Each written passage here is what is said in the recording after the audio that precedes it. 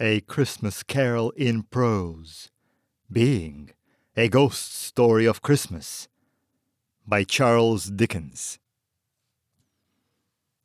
I have endeavored in this ghostly little book to raise the ghost of an idea, which shall not put my readers out of humor with themselves, with each other, with the season, or with me. May it haunt their houses pleasantly, and no one wish to lay it. Their faithful friend and servant, C.D., December 1843. Stave 1. Marley's Ghost. Marley was dead, to begin with. There is no doubt whatever about that. The register of his burial was signed by the clergyman, the clerk, the undertaker, and the chief mourner. Scrooge signed it, and Scrooge's name was good upon charge for anything he chose to put his hand to. Old Marley was as dead as a doornail. Mind, I don't mean to say that I know of my own knowledge what there is particularly dead about a doornail. I might have been inclined, myself, to regard a coffin nail as the deadest piece of ironmongery in the trade. But the wisdom of our ancestors is in the simile, and my unhallowed hands shall not disturb it, or the country's done for. You will therefore permit me to repeat, emphatically, that Marley was as dead as a doornail. Scrooge knew he was dead? Of course he did. How could it be otherwise? Scrooge and he were partners for I don't know how many years. Scrooge was his sole executor, his sole administrator, his sole assign, his sole residuary legati, his sole friend, and sole mourner. And even Scrooge was not so dreadfully cut up by the sad event, but that he was an excellent man of business on the very day of the funeral, and solemnized it with an undoubted bargain. The mention of Marley's funeral brings me back to the point I started from. There is no doubt that Marley was dead. This must be distinctly understood, or nothing wonderful can come of the story I'm going to relate. If you are not perfectly convinced that Hamlet's father died before the play began, there would be nothing more remarkable in his taking a stroll at night, in an easterly wind, upon his own ramparts, than there would be in any other middle-aged gentleman rashly turning out after dark in a breezy spot, say St. Paul's churchyard, for instance, literally to astonish his son's weak mind. Scrooge never painted out old Marley's name. It stood there, years afterward, above the warehouse door. Scrooge and Marley. The firm was known as Scrooge and Marley. Sometimes people new to the business called Scrooge Scrooge, and sometimes Marley. But he answered to both names. It was all the same to him. Oh, but he was a tight-fisted hand at the grindstone, Scrooge.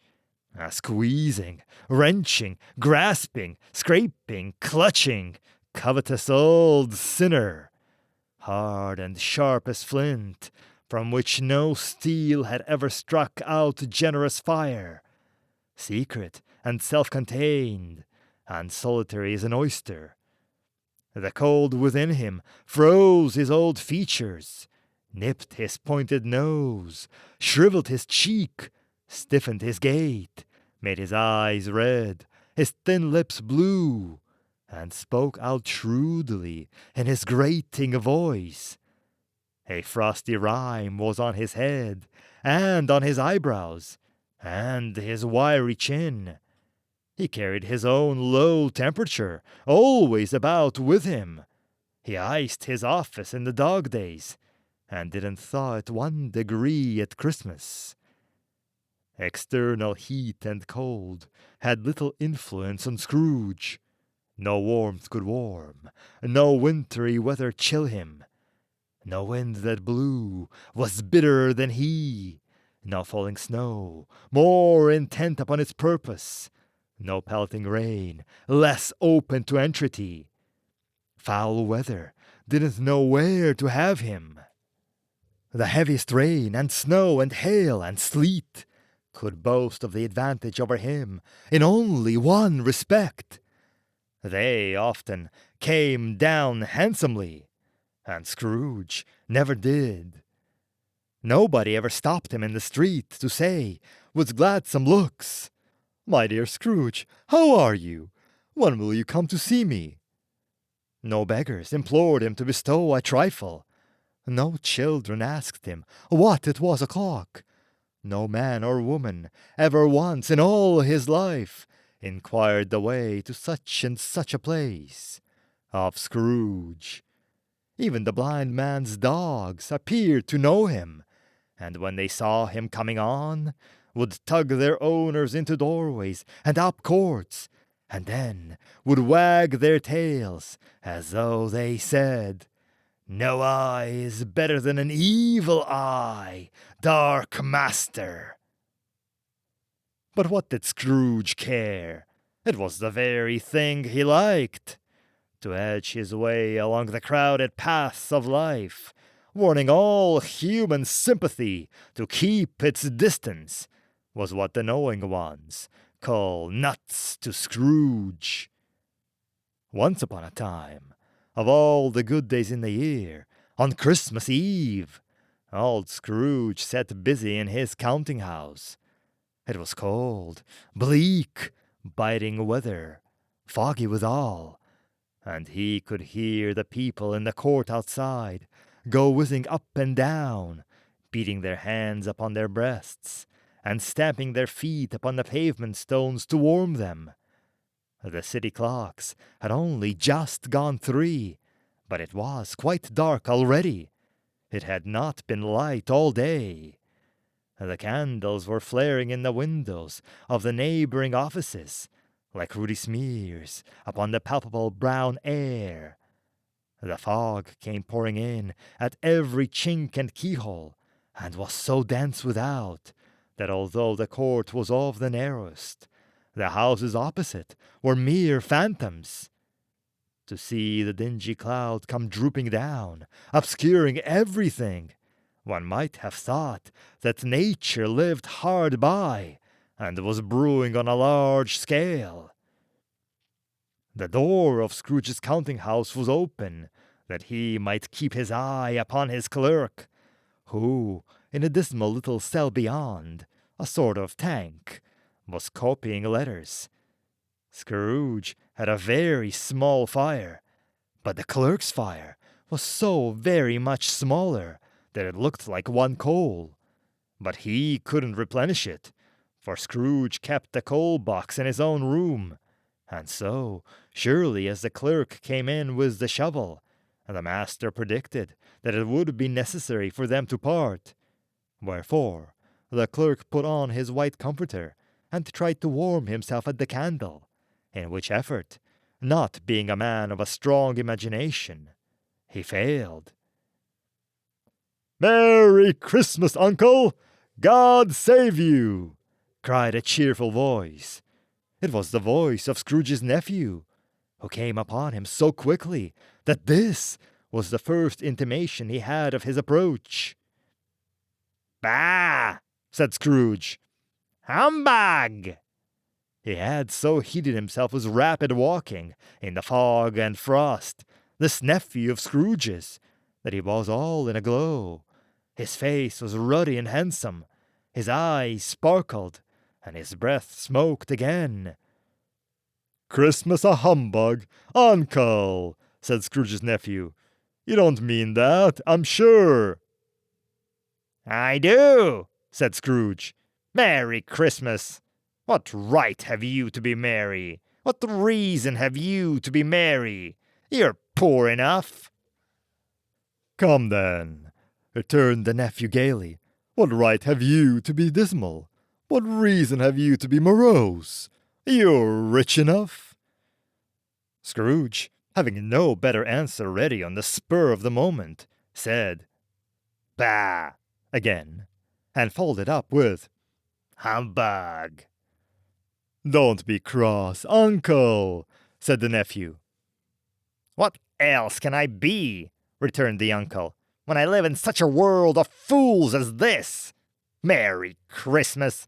Out upon Merry Christmas! What's Christmas time to you but a time for paying bills without money? A time for finding yourself a year older, but not an hour richer?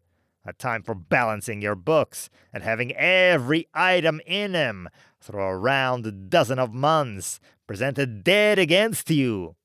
If I could work my will," said Scrooge indignantly, "every idiot who goes about with 'Merry Christmas' on his lips should be boiled in his own pudding and buried with a stake of holly through his heart. He should." "Uncle," pleaded the nephew. "Nephew," returned the uncle sternly, "keep Christmas in your own way, and let me keep it in mine." "Keep it," repeated Scrooge's nephew. "But you don't keep it." "Let me leave it alone, then," said Scrooge. "Much good may it do you. Much good it has ever done you." "There are many things from which I may have derived good, by which I have not profited, I dare say," returned the nephew. "Christmas among the rest. But I'm sure I've always thought of Christmas time, when it has come around, apart from the veneration due to its sacred name and origin, if anything belonging to it can be apart from that, as a good time, a kind, forgiving, charitable, pleasant time, the only time I know of, in the long calendar of the year, when men and women seem by one consent to open their shut-up hearts freely, and to think of people below them as if they really were fellow passengers to the grave, and not another race of creatures bound on other journeys. And therefore, uncle, though it has never put a scrap of gold or silver in my pocket, I believe that it has done me good, and will do me good, and I say, God bless it." The clerk in the tank involuntarily applauded. Becoming immediately sensible of the impropriety, he poked the fire, and extinguished the last frail spark forever. "Let me hear another sound from you," said Scrooge, "and you'll keep your Christmas by losing your station. You're quite a powerful speaker, sir," he added, turning to his nephew. "I wonder you don't go into Parliament." "Don't be angry, uncle. Come, dine with us tomorrow." Scrooge said that he would see him.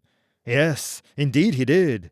He went the whole length of the expression, and said that he would see him in that extremity first. "But why?" cried Scrooge's nephew. "Why?" "Why did you get married?" said Scrooge. "Because I fell in love."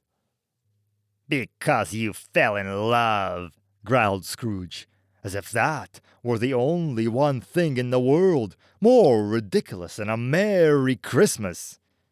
"Good afternoon." "Nay, uncle, but you never came to see me before that happened. Why give it as a reason for not coming now?"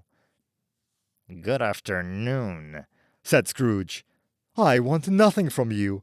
I ask nothing of you. Why cannot we be friends?" "Good afternoon," said Scrooge. "I am sorry, with all my heart, to find you so resolute. We have never had any quarrel to which I have been a party, but I've made the trial in homage to Christmas, and I'll keep my Christmas humor to the last. So, a Merry Christmas, uncle." "Good afternoon," said Scrooge. "And a Happy New Year." "Good afternoon," said Scrooge. His nephew left the room without an angry word, notwithstanding. He stopped at the outer door to bestow the greetings of the season on the clerk, who, cold as he was warmer than Scrooge, for he returned them cordially. "There's another fellow," muttered Scrooge, who overheard him. My clerk was 15 shillings a week, and a wife and family, talking about a Merry Christmas. I'll retire to Bedlam. This lunatic, in letting Scrooge's nephew out, had let 2 other people in. They were portly gentlemen, pleasant to behold, and now stood with their hats off in Scrooge's office. They had books and papers in their hands, and bowed to him. "Scrooge and Marley's, I believe," said one of the gentlemen, referring to his list. "Have I the pleasure of addressing Mr. Scrooge or Mr. Marley?" Mr. Marley has been dead these 7 years, Scrooge replied. He died 7 years ago, this very night. "I have no doubts his liberality is well represented by his surviving partner," said the gentleman, presenting his credentials. It certainly was, for they had been 2 kindred spirits. At the ominous word, liberality, Scrooge frowned and shook his head and handed the credentials back. "At this festive season of the year, Mr. Scrooge," said the gentleman, taking up a pen, "it is more than usually desirable that we should make some slight provision for the poor and destitute who suffer greatly at the present time. Many thousands are in want of common necessities. Hundreds of thousands are in want of common comforts, sir." Are there no prisons? Asked Scrooge.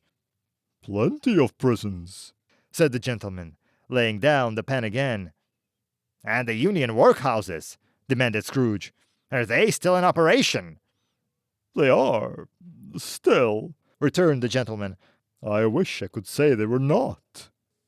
The treadmill and the poor law are in full vigor, then, said Scrooge. "Both very busy, sir." Oh, I was afraid from what you said at first that something had occurred to stop them in their useful course, said Scrooge. I'm very glad to hear it. "Under the impression that they scarcely furnish Christian cheer of mind or body to the multitude," returned the gentleman, "a few of us are endeavoring to raise a fund to buy the poor some meat and drink, and the means of warmth. We choose this time of year because it is a time of all others when want is keenly felt and abundance rejoices. What shall I put you down for?" Nothing, Scrooge replied. "You wish to be anonymous?" I wish to be left alone, said Scrooge. Since you ask me what I wish, gentlemen, that is my answer. I don't make merry myself at Christmas, and I can't afford to make idle people merry. I help support the establishments I've mentioned. They cost enough, and those who are badly off must go there.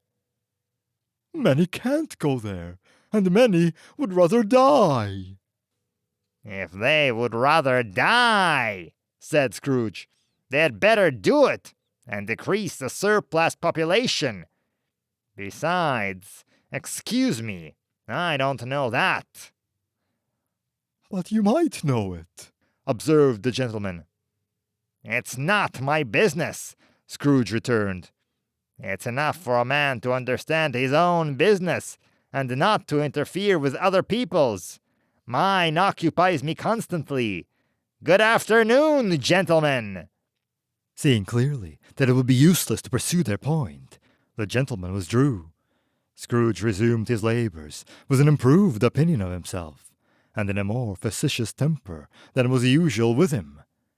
Meanwhile, the fog and the darkness thickened so that people ran about with flaring lamps, proffering their services to go before horses and carriages, and conduct them on their way. The ancient tower of a church, whose gruff old bell was always peeping slyly down on Scrooge out of a Gothic window in the wall, became invisible, and struck the hours and quarters in the clouds, with tremulous vibrations afterwards, as if its teeth were chattering in its frozen head up there. The cold became intense. In the main street, at the corner of the court, Some laborers were repairing the gas pipes, and had lighted a great fire in a brazier, around which a party of ragged men and boys were gathered, warming their hands and winking their eyes before the blaze in rapture. The water plug, being left in solitude, its overflowing sullenly congealed and turned to misanthropic ice. The brightness of the shops was Holly Springs that berries, crackled in the lamp heat of the windows, made pale faces ruddy as they passed. Poulterers and grocers' trades became a splendid joke, a glorious pageant, with which it was next to impossible to believe that such dull principles as bargain and sale had anything to do. The Lord Mayor in the household of the mighty mansion house gave orders to his 50 cooks and butlers to keep Christmas as the Lord Mayor's household should, and even the little tailor, whom he had fined 5 shillings on the previous Monday for being drunk and bloodthirsty in the streets, stirred up tomorrow's pudding in his garret, while his lean wife and baby sallied out to buy the beef. Foggier yet, and colder, piercing, searching, biting cold. If the good Saint Dunstan had but nipped the evil spirit's nose with a touch of such weather as that, instead of using his familiar weapons, then indeed he would have roared to lusty purpose. The owner of one scant young nose, gnawed and mumbled by the hungry cold, as bones are gnawed by dogs, stooped down at Scrooge's keyhole to regale him with a Christian carol, but at the first sound of "God bless you, merry gentlemen, may nothing you dismay," Scrooge seized the ruler with such energy of action that the singer fled in terror, leaving the keyhole to the fog, and even more congenial frost. At length, the hour of shutting up the counting-house arrived. With an ill will, Scrooge dismounted from his stool, and tacitly admitted the fact to the expectant clerk in the tank, who instantly snuffed his candle out and put on his hat. "You'll want all day tomorrow, I suppose?" said Scrooge. "If it's quite convenient, sir." "It's not convenient," said Scrooge. "And it's not fair. If I was to stop half a crown for it, you'd think yourself ill-used, I'll be bound." The clerk smiled faintly. "And yet," said Scrooge, "you don't think me ill-used when I pay a day's wages for no work." The clerk observed that it was only once a year. "A poor excuse for picking a man's pocket every 25th of December," said Scrooge, buttoning his great coat to the chin. "But I suppose you must have the whole day. Be here all the earlier the next morning." The clerk promised that he would, and Scrooge walked out with a growl. The office was closed in a twinkling, and the clerk, with the long ends of his white comforter dangling below his waist, for he boasted no great coat, went down the slide on Cornhill at the end of a lane of boys 20 times, in honor of its being Christmas Eve, and then ran home to Camden Town as hard as he could pelt, to play at blind man's buff. Scrooge took his melancholy dinner in his usual melancholy tavern, and having read all the newspapers, and beguiling the rest of the evening with his banker's book, went home to bed. He lived in chambers which had once belonged to his deceased partner. They were a gloomy suit of rooms, in a lowering pile of buildings up a yard, where it had so little business to be that one could scarcely help fancying it must have run there when it was a young house, playing at hide-and-seek with the other houses, and forgotten the way out again. It was old enough now, and dreary enough, for nobody lived in it but Scrooge, the other rooms being all let out as offices. The yard was so dark that even Scrooge, who knew its every stone, was fain to grope with his hands. The fog and frost so hung about the black old gateway of the house that it seemed as if the genius of the weather sat in mournful meditation on the threshold. Now 'tis a fact that there was nothing at all particular about the knocker on the door, except that it was very large. It was also a fact that Scrooge had seen it night and morning during his whole residence in that place. Also, that Scrooge had as little what is called fancy about him as any man in the city of London, even including, which is a bold word, the corporation, aldermen, and livery. Let it also be borne in mind that Scrooge had not bestowed one thought on Marley since his last mention of his 7 years dead partner that afternoon. And then let any man explain to me, if he can, how it happened that Scrooge, having his key in the lock of the door, saw on the knocker, without its undergoing any intermediate process of change, not a knocker, but Marley's face. Marley's face! It was not in impenetrable shadow, as the other objects in the yard wore, but had a dismal light about it, like a bad lobster in a dark cellar. It was not angry or ferocious, but looked at Scrooge as Marley used to look, with ghostly spectacles turned up on its ghostly forehead. The hair was curiously stirred, as if by breath or hot air, and though the eyes were wide open, they were perfectly motionless. That, and its livid color, made it horrible, but its horror seemed to be in spite of the face and beyond its control, rather than a part of its own expression. As Scrooge looked fixedly at this phenomena, it was a knocker again. To say that he was not startled, or that his blood was not conscious of a terrible sensation to which it had been a stranger from infancy, would be untrue. But he put his hand upon the key he had relinquished, turned it sturdily, walked in, and lighted his candle.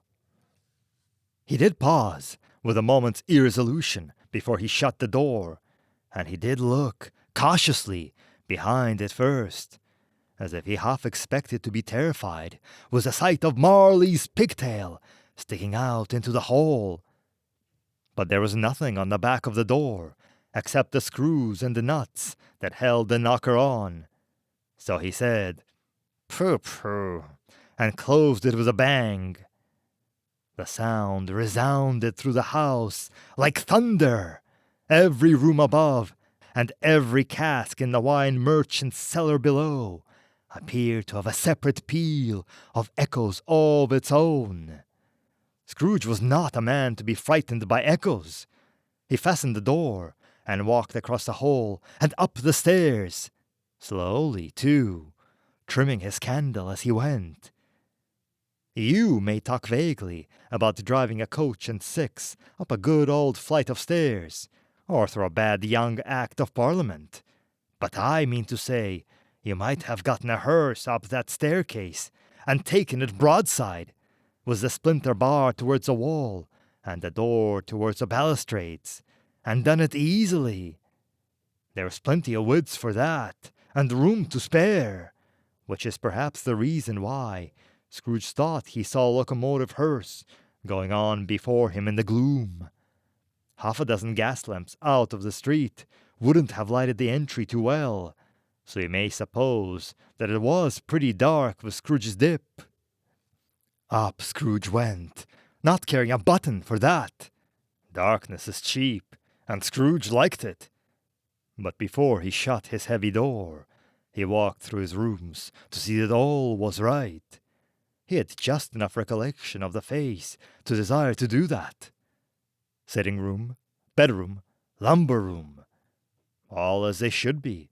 Nobody under the table, nobody under the sofa, a small fire in the grate, spoon and basin ready, and a little saucepan of gruel. Scrooge had a cold in his head, upon the hob. Nobody under the bed, nobody in the closet, nobody in his dressing gown, which was hanging up in a suspicious attitude against the wall. Lumber room as usual, old fire guard, old shoes, 2 fish baskets, a washing stand on 3 legs, and a poker.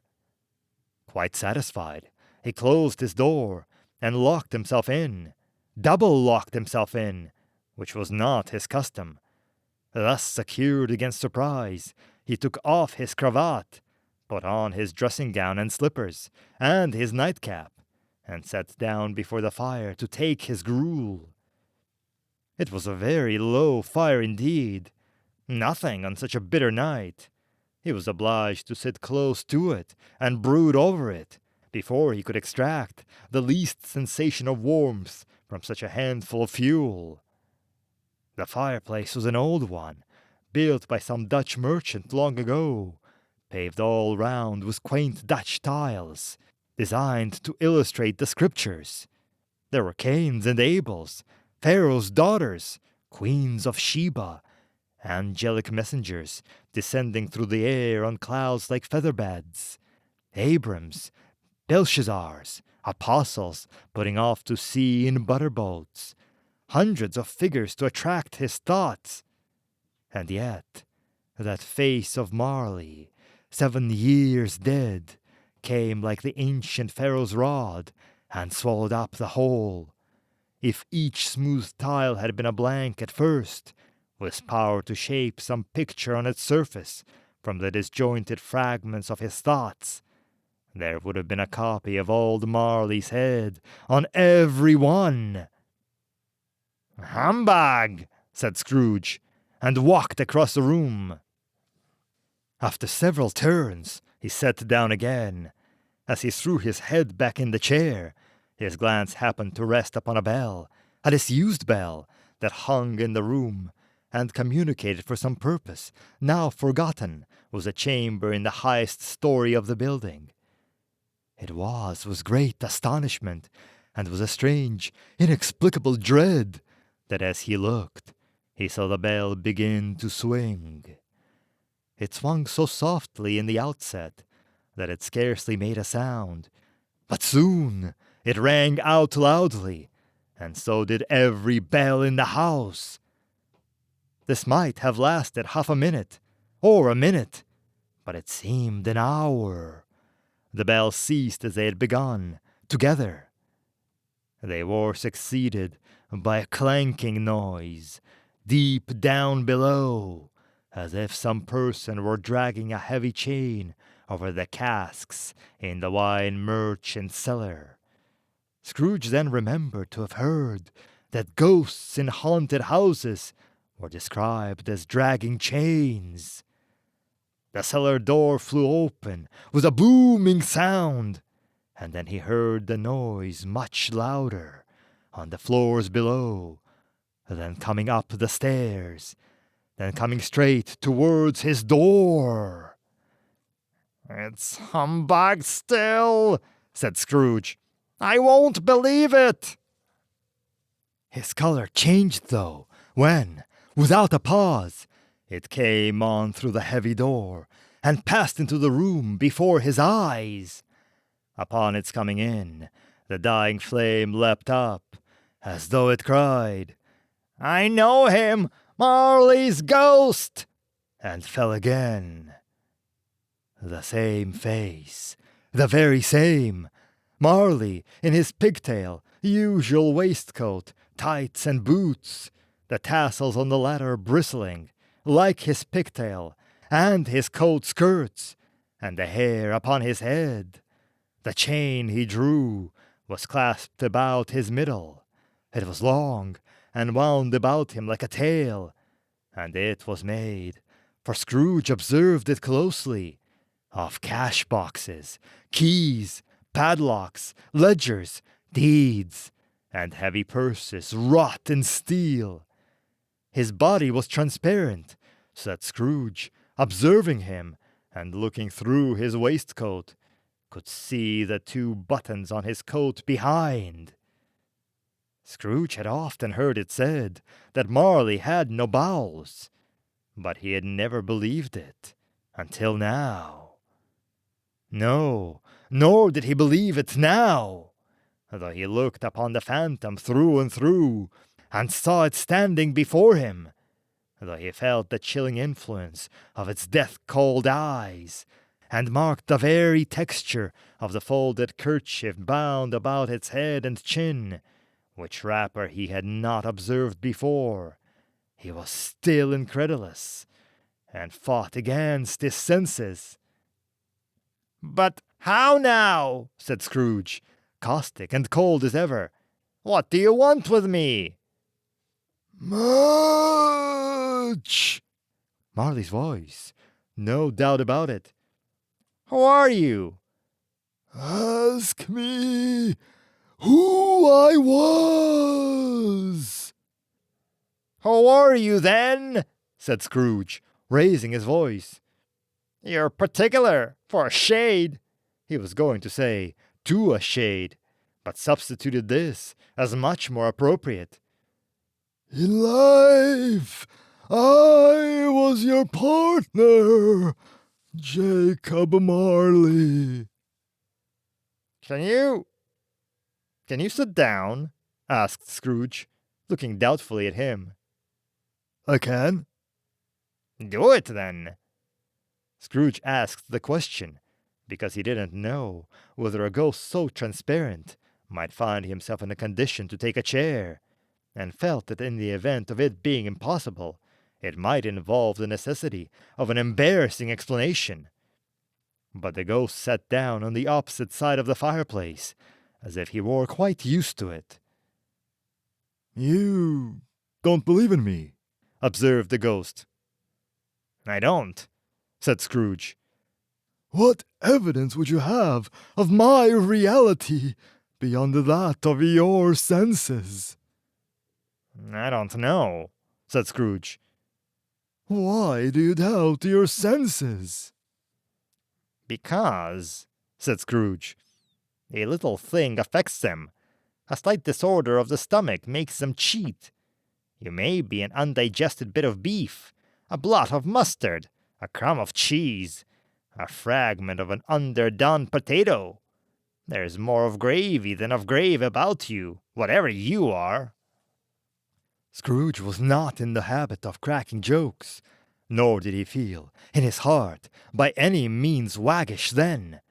The truth is that he tried to be smart as a means of distracting his own attention and keeping down his terror, for the spectre's voice disturbed the very marrow of his bones.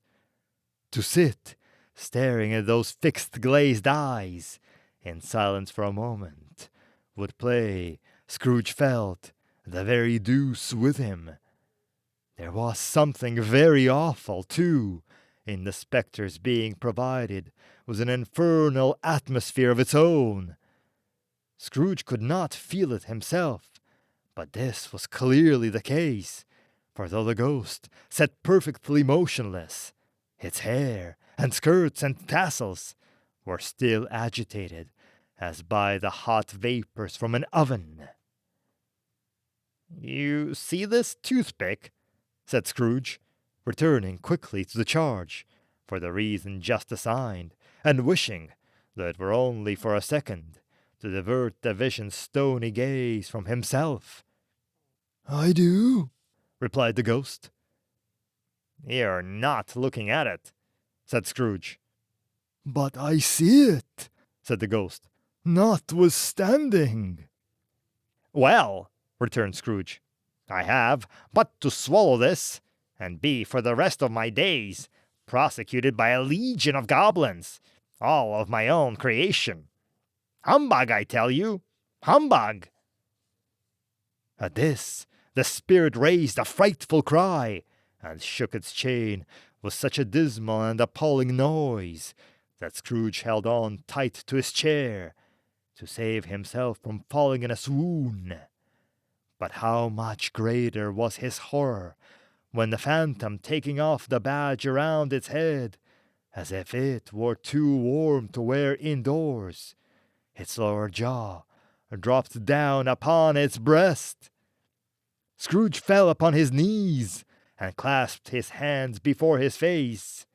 "Mercy!" he said. "Dreadful apparition! Why do you trouble me?" Man of the worldly mind, replied the ghost. Do you believe in me or not? "I do," said Scrooge. "I must. But why do spirits walk the earth? And why do they come to me? It is required of every man that the spirit within him should walk abroad among his fellow men and travel far and wide.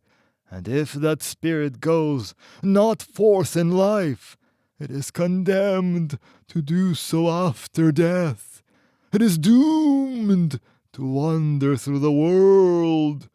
Oh, woe is me!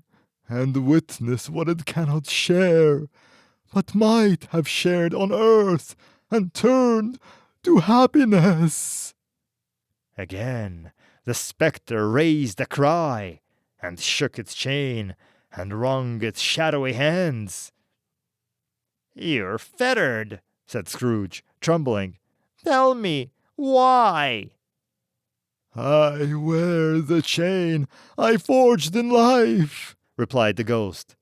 I made it link by link and yard by yard. I girded it on of my own free will, and of my own free will I wore it. Is its pattern strange to you? Scrooge trembled more and more. Or would you know the weight and length of the strong coil you bear yourself? It was full as heavy and as long as this 7 Christmas Eves ago. You've labored on it since. It is a ponderous chain. Scrooge glanced about him on the floor, in the expectation of finding himself surrounded by some 50 or 60 fathoms of iron cable, but he could see nothing. "Jacob," he said imploringly, "old Jacob Marley, tell me more. Speak comfort to me, Jacob." I have none to give, the ghost replied. It comes from other regions, Ebenezer Scrooge, and is conveyed by other ministers to other kinds of men. Nor can I tell you what I would. A very little more is all permitted to me. I cannot rest. I cannot stay. I cannot linger anywhere. My spirit never walked beyond our counting house. Mark me! In life, my spirit never roved beyond the narrow limits of our money-changing hole, and weary journeys lie before me. It was a habit of Scrooge, whenever he became thoughtful, to put his hands in his breeches pockets. Pondering on what the ghost had said, he did so now, but without lifting up his eyes or getting off his knees. "You must have been very slow about it, Jacob," Scrooge observed, in a businesslike manner, though with humility and deference. Slow? The ghost repeated. 7 years dead, mused Scrooge, and traveling all the time. The whole time, said the ghost. No rest, no peace, incessant torture of remorse. You travel fast? Said Scrooge. On the wings of the wind, replied the ghost. You must have got over a great quantity of ground in 7 years, said Scrooge. The ghost, on hearing this, set up another cry, and clanked its chain so hideously in the dead silence of the night that the ward would have been justified in indicting it for nuisance. Oh, captive, bound, and double-ironed, cried the phantom, not to know that ages of incessant labor by mortal creatures, for this earth must pass into eternity before the good of which it is susceptible is all developed, not to know that all Christian spirit working kindly in its little sphere, whatever it may be, will find its mortal life too short for its vast means of usefulness, not to know that no space of regret can make amends for one's life's opportunities misused. Yet such was I. Oh, such was I. But you were always a good man of business, Jacob, faltered Scrooge, who now began to apply this to himself. Business! Cried the ghost, wringing his hands again. Mankind was my business. The common welfare was my business. Charity, mercy, forbearance, and benevolence were all my business. The dealings of my trade were but a drop of water in the comprehensive ocean of my business. It held up its chain at arm's length, as if that were the cause of all its unavailing grief, and flung it heavily upon the ground again. At this time of the rolling year, The spectre said, I suffer most. Why did I walk through crowds of fellow beings with my eyes turned down, and never raise them to that blessed star which led the wise men to a poor abode?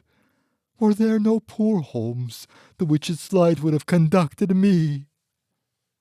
Scrooge was very much dismayed to hear the spectre going on at this rate, and began to quake exceedingly. Hear me, Cried the ghost. my time is nearly gone. I will, said Scrooge, but don't be hard upon me. Don't be flowery, Jacob, pray. How it is that I appear before you in a shape that you can see, I may not tell. I've sat invisible beside you many and many a day. It was not an agreeable idea. Scrooge shivered and wiped the perspiration from his brow. That is no light part of my penance, Pursued the ghost. I'm here tonight to warn you that you have yet a chance and hope of escaping my fate, a chance and hope of my procuring Ebenezer. You were always a good friend to me, said Scrooge. Thank ye. You will be haunted, Resumed the ghost. by 3 spirits. Scrooge's countenance fell, almost as low as the ghost's had done. Is that the chance and hope you mentioned, Jacob? He demanded, in a faltering voice. It is. I think I'd rather not, said Scrooge. Without their visits, Said the ghost. you cannot hope to shun the path I tread. Expect the first tomorrow, when the bell tolls 1. Couldn't I take him all at once and have it done with, Jacob? Hinted Scrooge. Expect the second on the next night, at the same hour. The third upon the next night, when the last stroke of 12 has ceased to vibrate. Look to see me no more. And look that, for your own sake, you remember what has passed between us. When it had said these words, the spectre took its wrapper from the table and bound it round its head as before. Scrooge knew this by the smart sound its teeth made when the jaws were brought together by the bandage. He ventured to raise his eyes again, and found his supernatural visitor confronting him in an erect attitude, with its chain wound over and about its arm. The apparition walked backward from him, and at every step it took, the window raised itself a little, so that when the spectre reached it, it was wide open. It beckoned Scrooge to approach, which he did. When they were within 2 paces of each other, Marley's ghost held up its hand, warning him to come no nearer. Scrooge stopped. Not so much in obedience as in surprise and fear, for on the raising of the hand he became sensible of confused noises in the air, incoherent sounds of lamentation and regret, wailings inexpressibly sorrowful and self-accusatory. The spectre, after listening for a moment, joined in the mournful dirge, and floated out upon the bleak dark night. Scrooge followed to the window, desperate in his curiosity. He looked out. The air was filled with phantoms, wandering hither and thither in restless haste, and moaning as they went. Every one of them wore chains like Marley's ghost. Some few, they might be guilty governments, were linked together. None were free. Many had been personally known to Scrooge in their lives. He had been quite familiar with one old ghost in a white waistcoat, with a monstrous iron safe attached to its ankle, who cried piteously at being unable to assist a wretched woman with an infant whom it saw below upon a doorstep. The misery with them all was, clearly, that they sought to interfere for good in human matters, and had lost the power forever. Whether these creatures faded into mist, or mist enshrouded them, he could not tell, but they and their spirit voices faded together, and the night became as it had been when he walked home. Scrooge closed the window and examined the door by which the ghost had entered. It was double-locked, as he had locked it with his own hands, and the bolts were undisturbed. He tried to say, "Humbug!" but stopped at the first syllable, and being, from the emotion he had undergone, or the fatigues of the day, or his glimpses of the invisible world, or the dull conversation of the ghost, or the lateness of the hour, much in need of repose, he went straight to bed, without undressing, and fell asleep upon the instant. Stave 2. The first of the three spirits. When Scrooge awoke, it was so dark that looking out of bed, he could scarcely distinguish the transparent window from the opaque walls of his chamber.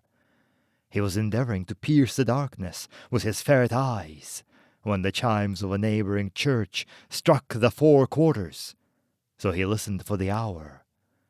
To his great astonishment, the heavy bell went on from 6 to 7, and from 7 to 8, and regularly up to 12, then stopped. 12? It was past 2 when he went to bed. The clock was wrong. An icicle must have got into the works. 12? He touched the spring of his repeater to correct this most preposterous clock. Its rapid little pulse beat 12, and stopped. "Why, it isn't possible," said Scrooge, "that I can have slept through the whole day and far into another night. It isn't possible that anything has happened to the sun, and this is 12 at noon." The idea being an alarming one, he scrambled out of bed and groped his way to the window. He was obliged to rub the frost off with the sleeve of his dressing-gown before he could see anything, and could see very little then.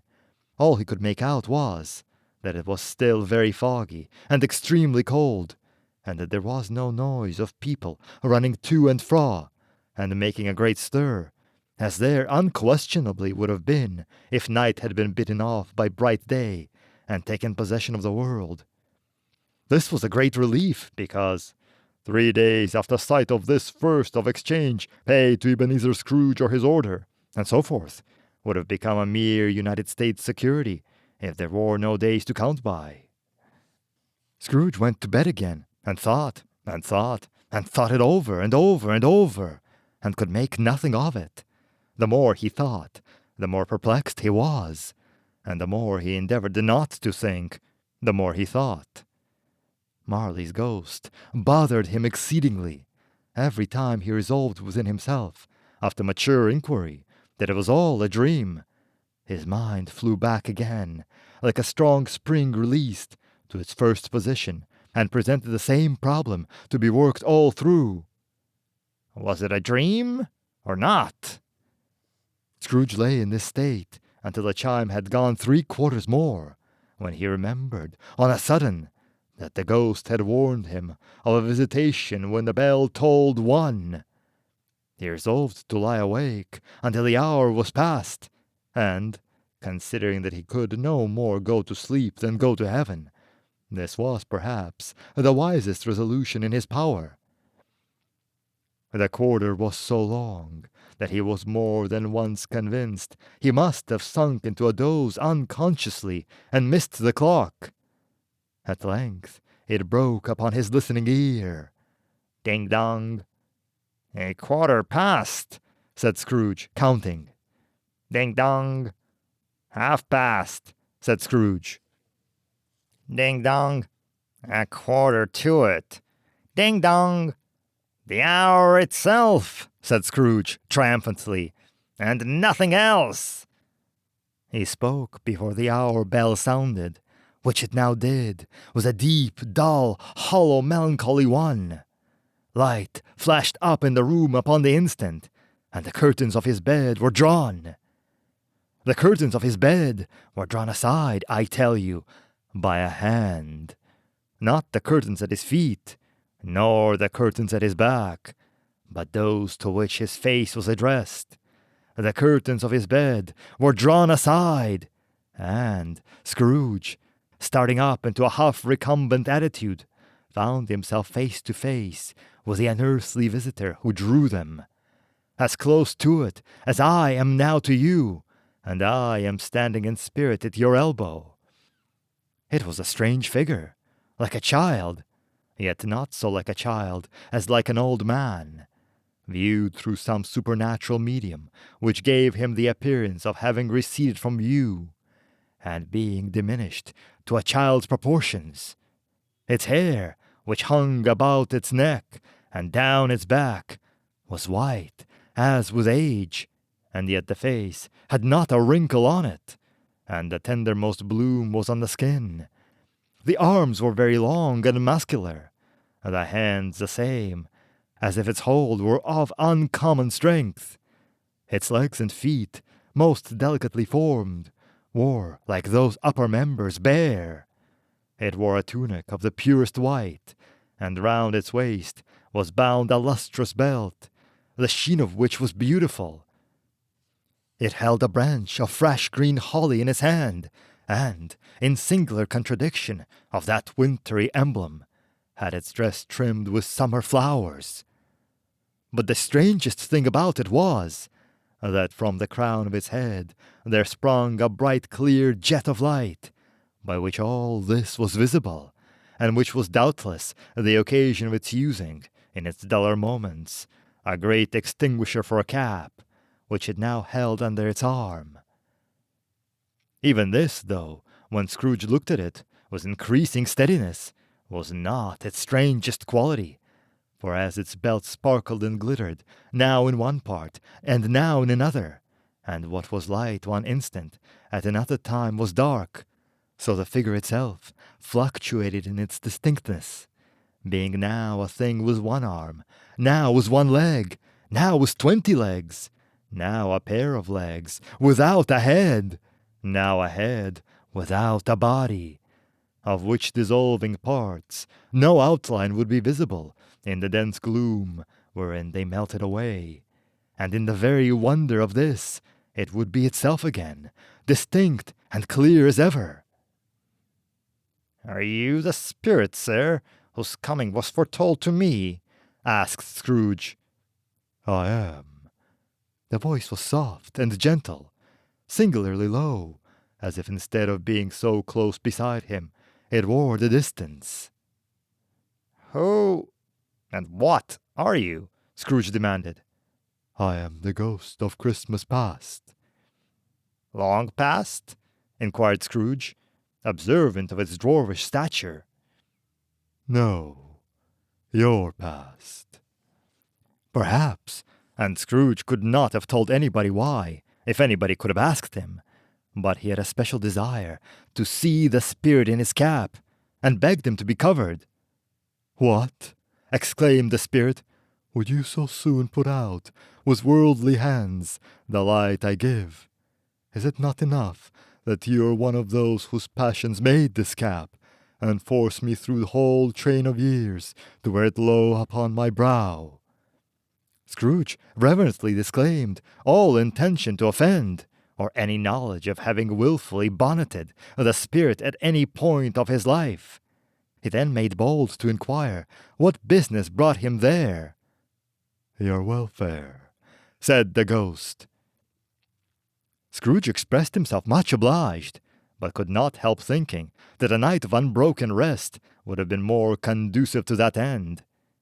The spirit must have heard him thinking, for it said immediately, "Your reclamation, then. Take heed." It put out a strong hand as it spoke, and clasped him gently by the arm. "Rise, and walk with me." It would have been in vain for Scrooge to plead that the weather and the hour were not adapted to pedestrian purposes, that bed was warm, and the thermometer a long way below freezing, that he was clad but lightly in his slippers, dressing gown, and nightcap, and that he had a cold upon him at that time. The grasp, though gentle as a woman's hand, was not to be resisted. He rose, but finding that the spirit made toward the window, clasped his robe in supplication. "I am mortal," Scrooge remonstrated, "and liable to fall." "Bear but a touch of my hand there," said the spirit, laying it upon his heart, "and you shall be upheld in more than this." As the words were spoken, they passed through the wall, and stood upon an open country road, with fields on either hand. The city had entirely vanished. Not a vestige of it was to be seen. The darkness and the mist had vanished with it, for it was a clear, cold, winter day, with snow upon the ground. "Good heaven!" said Scrooge, clasping his hands together as he looked about him. "I was bred in this place. I was a boy here." The spirit gazed upon him mildly. Its gentle touch, though it had been light and instantaneous, appeared still present to the old man's sense of feeling. He was conscious of 1,000 odors floating in the air, each one connected with 1,000 thoughts, and hopes, and joys, and cares, long, long forgotten. "Your lip is trembling," said the ghost. "And what is that upon your cheek?" Scrooge muttered, with an unusual catching in his voice, that it was a pimple, and begged the ghost to lead him where he would. "You recollect the way?" inquired the spirit. "Remember it!" cried Scrooge with fervor. "I could walk it blindfold." "Strange to have forgotten it for so many years," observed the ghost. "Let us go on." They walked along the road, Scrooge recognizing every gate, and post, and tree, until a little market town appeared in the distance, with its bridge, its church, and winding river. Some shaggy ponies now were seen trotting toward them, with boys upon their backs, who called to other boys in country gigs and carts, driven by farmers. All these boys were in great spirits, and shouted to each other, until the broad fields were so full of merry music that the crisp air laughed to hear it. "These are but shadows of things that have been," said the ghost. "They have no consciousness of us." The jocund travellers came on, and as they came, Scrooge knew and named them every one. Why was he rejoiced beyond all bounds to see them? Why did his cold eye glisten, and his heart leap up as they went past? Why was he filled with gladness when he heard them give each other Merry Christmas as they parted at crossroads and byways for their several homes? What was Merry Christmas to Scrooge? Out upon Merry Christmas! What good had it ever done to him? "The school is not quite deserted," said the ghost. "A solitary child, neglected by his friends, is left there still." Scrooge said he knew it, and he sobbed. They left the high road by a well-remembered lane, and soon approached a mansion of dull red brick, with a little weathercock-surmounted cupola on the roof and a bell hanging in it. It was a large house, but one of broken fortunes, for the spacious offices were little used. Their walls were damp and mossy, their windows broken, and their gates decayed.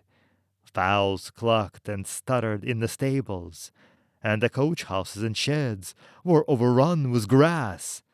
Nor was it more retentive of its ancient state within, for entering the dreary hall and glancing through the open doors of many rooms, they found them poorly furnished, cold, and vast.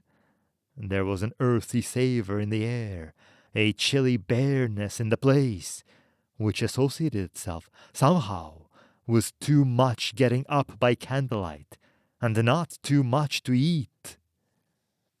They went, the ghost and Scrooge, across the hall, to a door at the back of the house. It opened before them, and disclosed a long, bare, melancholy room, made bare still by lines of plain deal forms and desks. At one of these, a lonely boy was reading near a feeble fire, and Scrooge sat down upon a form, and wept to see his poor forgotten self as he used to be. Not a latent echo in the house, not a squeak and scuttle from the mice behind the panelling, not a drip from the half-thawed waterspout in the dull yard beyond, not a sigh among the leafless boughs of one despondent poplar, not the idle swinging of an empty storehouse door. No, not a clicking in the fire, but fell upon the heart of Scrooge with softening influence, and gave a freer passage to his tears. The spirit touched him on the arm, and pointed to his younger self, intent upon his reading. Suddenly, a man, in foreign garments, wonderfully real and distinct to look at, stood outside the window, with an axe in his belt, and leading by a bridle an ass laden with wood. "Why, it's Ali Baba!" Scrooge exclaimed in ecstasy. "It's dear old honest Ali Baba! Yes, yes, I know. One Christmas time, when yonder solitary child was left here all alone, he did come, for the first time, just like that. Poor boy. And Valentine," said Scrooge, "and his wild brother Orson. There they go! And what's his name, who was put down in his drawers asleep at the gates of Damascus? Don't you see him? And the Sultan's groom, turned upside down by the genie. There he is upon his head. Serve him right. I'm glad of it. What business had he to be married to a princess?" To hear Scrooge expounding all the earnestness of his nature on such subjects, in a most extraordinary voice, between laughing and crying, and to see his heightened and excited face, would have been a surprise to his business friends in the city, indeed. "There's the parrot!" cried Scrooge. "Green body and yellow tail, and a thing like a lettuce growing out of the top of his head. There he is! Poor Robinson Crusoe, he called him, when he came home again after sailing around the island. Poor Robinson Crusoe! Where have you been, Robinson Crusoe?" The man thought he was dreaming, but he wasn't. It was the parrot, you know. "There goes Friday, running for his life to the little creek. Halloo! Hoop! Halloo!" Then, with a rapidity of transition very foreign to his usual character, he said, in pity for his former self, "Poor boy!" and cried again. "I wish," Scrooge muttered, putting his hand in his pocket and looking about him after drying his eyes with his cuff, "but it's too late now." "What is the matter?" asked the spirit. "Nothing," said Scrooge. "Nothing. There was a boy singing a Christmas carol at my door last night. I should like to have given him something, that's all." The ghost smiled thoughtfully and waved its hand, saying as it did so, "Let us see another Christmas." Scrooge's former self grew larger at the words, and the room became a little darker and more dirty.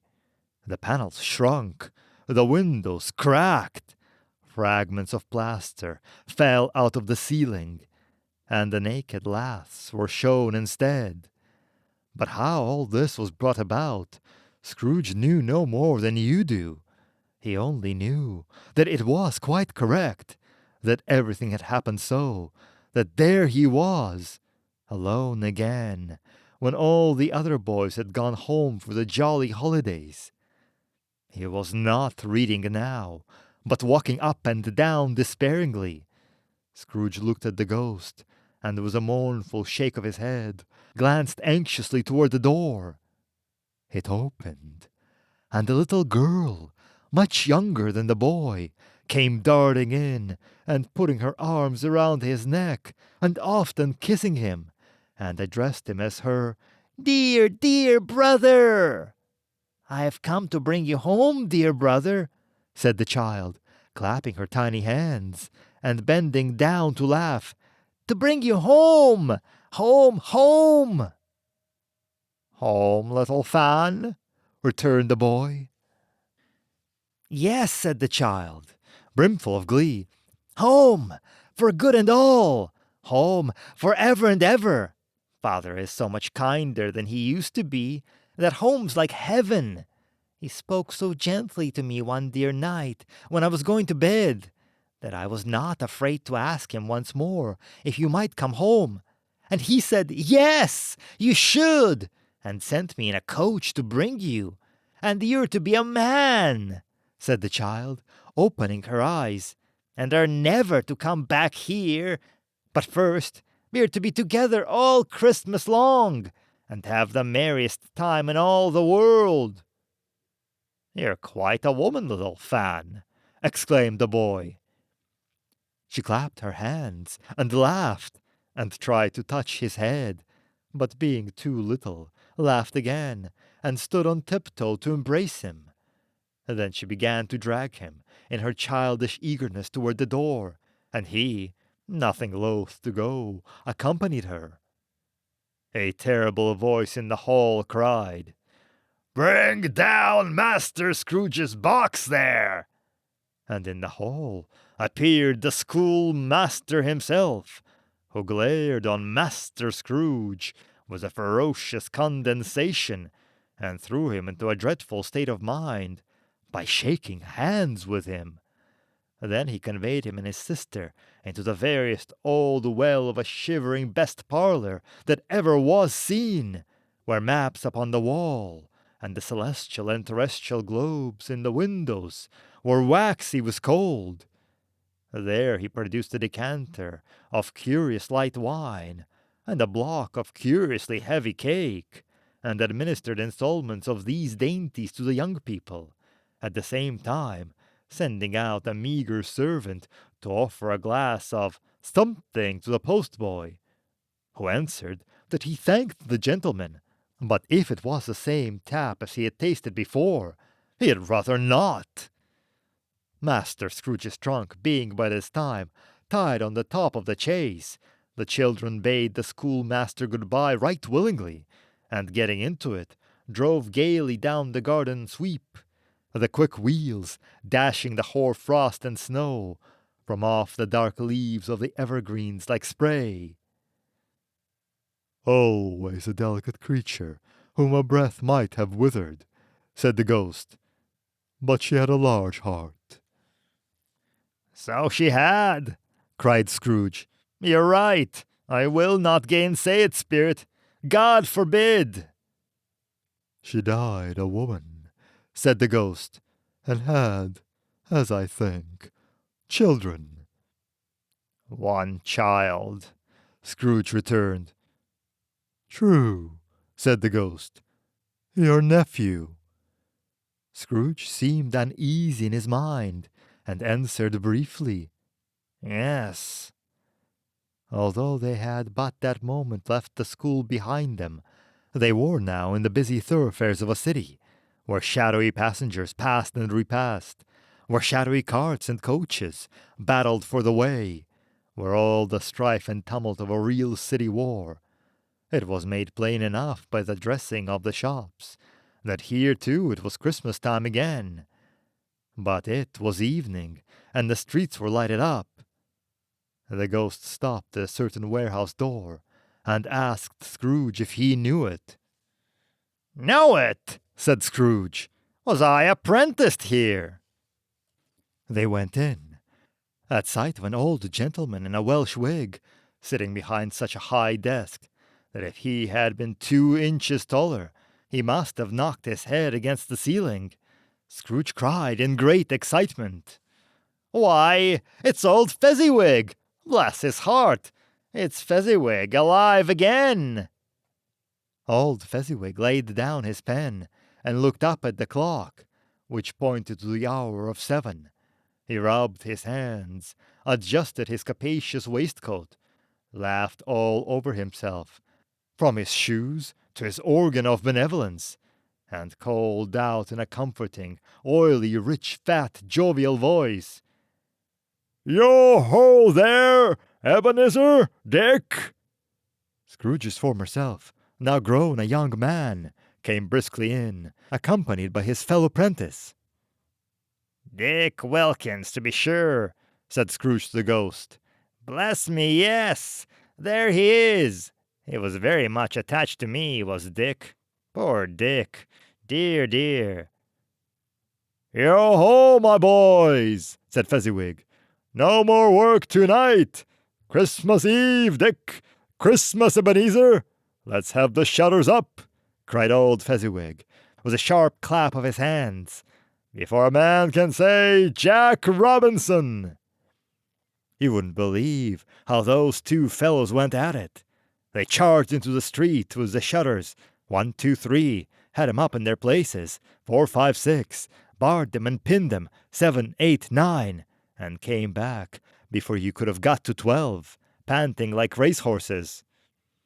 Heely-ho! Cried old Fezziwig, skipping down from the high desk with wonderful agility. Clear away, my lads, and let's have lots of room here. Hilly-ho, Dick! Cheer up, Ebenezer! Clear away. There was nothing they wouldn't have cleared away, or couldn't have cleared away, with old Fezziwig looking on. It was done in a minute. Every movable was packed off, as if it were dismissed from public life for evermore. The floor was swept and watered. The lamps were trimmed. Fuel was heaped upon the fire. And the warehouse was as snug and warm and dry and bright as a ballroom, as you would desire to see upon a winter's night. In came a fiddler with a music book, and went up to the lofty desk, and made an orchestra of it, and tuned like 50 stomachaches. In came Mrs. Fezziwig, one vast substantial smile. In came 3 Miss Fezziwigs, beaming and lovable. In came the 6 young followers, whose hearts they broke. In came all the young men and women employed in the business. In came the housemaid, was her cousin, the baker. In came the cook, was her brother's particular friend, the milkman. In came the boy from over the way, who was suspected of not having board enough from his master, trying to hide himself behind the girl from next door but one, who was proved to have had her ears pulled by her mistress. In they all came, one after another, some shyly, some boldly, some gracefully, some awkwardly, some pushing, some pulling. In they all came, anyhow and everyhow. Away they all went, 20 couples at once, hands half around and back again the other way, down the middle and up again, round and round, in various stages of affectionate grouping. Old top couple always turning up in the wrong place, new top couple starting off again, as soon as they got there. All top couples at last, and not a bottom one to help them. When this result was brought about, old Fezziwig, clapping his hands to stop the dance, cried out, Well done! And the fiddler plunged his hot face into a pot of porter, especially provided for that purpose. But scorning rest, upon his reappearance, he instantly began again, though there were no dancers yet, as if the other fiddler had been carried home, exhausted, on a shutter, and he were a brand new man, resolved to beat him out of sight, or perish. There were more dances, and there were forfeits, and more dances, and there was cake, and there was negus, and there was a great piece of cold roast, and there was a great piece of cold boiled, and there were mince pies, and plenty of beer. But the great effect of the evening came after the roast and the boiled, when the fiddler, an artful dog, mind, the sort of man who knew his business better than you or I could have told him, struck up Sir Roger de Coverley. Then old Fezziwig stood up to dance with Mrs. Fezziwig. Top couple, too, was a good stiff piece of work cut out for them. 3 or 4 and 20 pair of dancers. People who were not to be trifled with, people who would dance, and had no notion of walking. But if they had been twice as many, 4 times, old Fezziwig would have been a match for them, and so would Mrs. Fezziwig. As to her, she was worthy to be his partner in every sense of the term. If that's not high praise, tell me higher, and I'll use it. A positive light appeared to issue from Fezziwig's calves. They shone in every part of the dance like moons. You couldn't have predicted, at any given time, what would have become of them next. And when old Fezziwig and Mrs. Fezziwig had gone all through the dance, advance and retire, both hands to your partner, bow and courtesy, corkscrew, thread the needle, and back again to your place, Fezziwig cut so deftly that he appeared to wink with his legs, and came upon his feet again without a stagger. When the clock struck 11, this domestic ball broke up. Mr. and Mrs. Fezziwig took their stations, one on either side of the door, and shaking hands with every person individually as he or she went out, wished him or her a Merry Christmas. When everybody had retired but the 2 prentices, they did the same to them, and thus the cheerful voices died away, and the lads were left to their beds, which were under a counter in the back shop. During the whole of this time, Scrooge had acted like a man out of his wits. His heart and soul were in the scene, and with his former self. He corroborated everything, remembered everything, enjoyed everything, and underwent the strangest agitation. It was not until now, when the bright faces of his former self and Dick were turned from them, that he remembered the ghost, and became conscious that it was looking full upon him, while the light upon its head burnt very clear. "A small matter," said the ghost, "to make these silly folks so full of gratitude." "Small," echoed Scrooge. The spirit signed to him to listen to the 2 prentices, who were pouring out their hearts in praise of Fezziwig, and when he had done so, said, "Why, is it not? He has spent but a few pounds of your mortal money, 3 or 4 perhaps. Is that so much that he deserves this praise?" "It isn't that," said Scrooge, heated by the remark, and speaking unconsciously like his former, not his latter self. "It isn't that, Spirit. He has the power to render us happy or unhappy, to make our service light or burdensome, a pleasure or a toil. Say that his power lies with words and looks, in things so slight and insignificant that it is impossible to add and count them up. What then? The happiness he gives is quite as great as if it cost a fortune." He felt the spirit's glance and stopped. "What is the matter?" asked the ghost. "Nothing particular," said Scrooge. "Something, I think," the ghost insisted. "No," said Scrooge. "No. I should like to be able to say a word or 2 to my clerk just now. That's all." His former self turned down the lamps as he gave the utterance to the wish, and Scrooge and the ghost again stood side by side in the open air. "My time grows short," observed the spirit. quick." This was not addressed to Scrooge, or to anyone whom he could see, but it produced an immediate effect. For again Scrooge saw himself. He was older now, a man in the prime of life. His face had not the harsh and rigid lines of later years, but it had begun to wear the signs of care and avarice. There was an eager, greedy, restless motion in the eye, which showed the passion that had taken root, and where the shadow of the growing tree would fall. This was not addressed to Scrooge, or to anyone whom he could see, but it produced an immediate effect. For again Scrooge saw himself. He was older now, a man in the prime of life. His face had not the harsh and rigid lines of later years, but it had begun to wear the signs of care and avarice. There was an eager, greedy, restless motion in the eye, which showed the passion that had taken root, and where the shadow of the growing tree would fall. He was not alone, but sat by the side of a fair young girl in a mourning dress, in whose eyes there were tears, which sparkled in the light that shone out of the ghost of Christmas past. "It matters little," she said, softly. "To you, very little. Another idol has displaced me, and if it can cheer and comfort you in time to come, as I would have tried to do, I have no just cause to grieve." "What idol has displaced you?" he rejoined. "A golden one." "This is the even-handed dealing of the world," he said.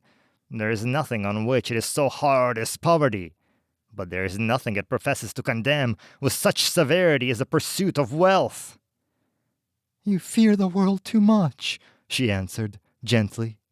"All your other hopes have merged into the hope of being beyond the chance of its sordid reproach. I've seen your nobler aspirations fall off one by one, until the master passion, gain, engrosses you, have I not?" "What then?" he retorted. "Even if I have grown so much wiser, what then? I'm not changed toward you." She shook her head. "Am I?" "Our contract is an old one. It was made when we were both poor and content to be so, until, in good season, we could improve our worldly fortune by our patient industry. You are changed. When it was made, you were another man." "I was a boy," he said impatiently. "Your own feeling tells you that you were not what you are," she returned. "I am. That which promised happiness when we were one in heart is fraught with misery now that we are two. How often and how keenly I've thought of this, I will not say. It is enough that I have thought of it, and can release you." "Have I ever sought release?" "In words? No, never." "In what then?" "In a changed nature, in an altered spirit, in another atmosphere of life, another hope as to its great end, in everything that made my love of any worth or value in your sight. If this had never been between us," said the girl, looking mildly, but with a steadiness upon him, "tell me, would you seek me out and try to win me now?" "Ah, no." He seemed to yield to the justice of this supposition, in spite of himself, but he said with a struggle, "You think not?" "I would gladly think otherwise, if I could," she answered. "Heaven knows, when I've learned a truth such as this, I know how strong and irresistible it must be. But if you were free today, tomorrow, yesterday, can even I believe you would choose a dowerless girl? You, who in your very confidence with her weigh everything by gain? Or, choosing her, if for a moment you were false enough to your one guiding principle to do so, how I not know that your repentance and regret would surely follow? I do, and I release you, with a full heart, for the love of him you once swore." He was about to speak, but with her head turned from him, she resumed, "You may, the memory of what is past half makes me hope you will, have pain in this, a very, very brief time, and you will dismiss the recollection of it, gladly, as an unprofitable dream, from which it happened well that you awoke. May you be happy in the life you've chosen." She left him, and they parted. "Spirit," said Scrooge, "show me no more. Conduct me home. Why do you delight to torture me?" "One shadow more," exclaimed the spirit. "No more!" cried Scrooge. "No more! I do not wish to see it. Show me no more!" But the relentless spirit pinioned him in both his arms and forced him to observe what happened next. They were in another scene and place, a room, not very large or handsome, but full of comfort. Near to the winter fire sat a beautiful young girl, so like that last that Scrooge believed it was the same, until he saw her, now a comely matron, sitting opposite her daughter. The noise in this room was perfectly tumultuous, for there were more children there than Scrooge in his agitated state of mind could count, and, unlike the celebrated herd in the poem, they were not 40 children conducting themselves like one, but every child was conducting itself like 40. The consequences were uproarious beyond belief, but no one seemed to care. On the contrary, the mother and daughter laughed heartily and enjoyed it very much, and the latter, soon beginning to mingle in the sport, got pillaged by the young brigands most ruthlessly. What I would not have given to be one of them, though I never could have been so rude. No, no, I wouldn't for the wealth of all the world have crushed that braided hair and torn it down, and for the precious little shoe I wouldn't have plucked it off, God bless my soul, to save my life. As to the measuring of her waist in sport, as they did, bold young brood, I couldn't have done it. I should have expected my arm to have grown around it for a punishment, and never come straight again.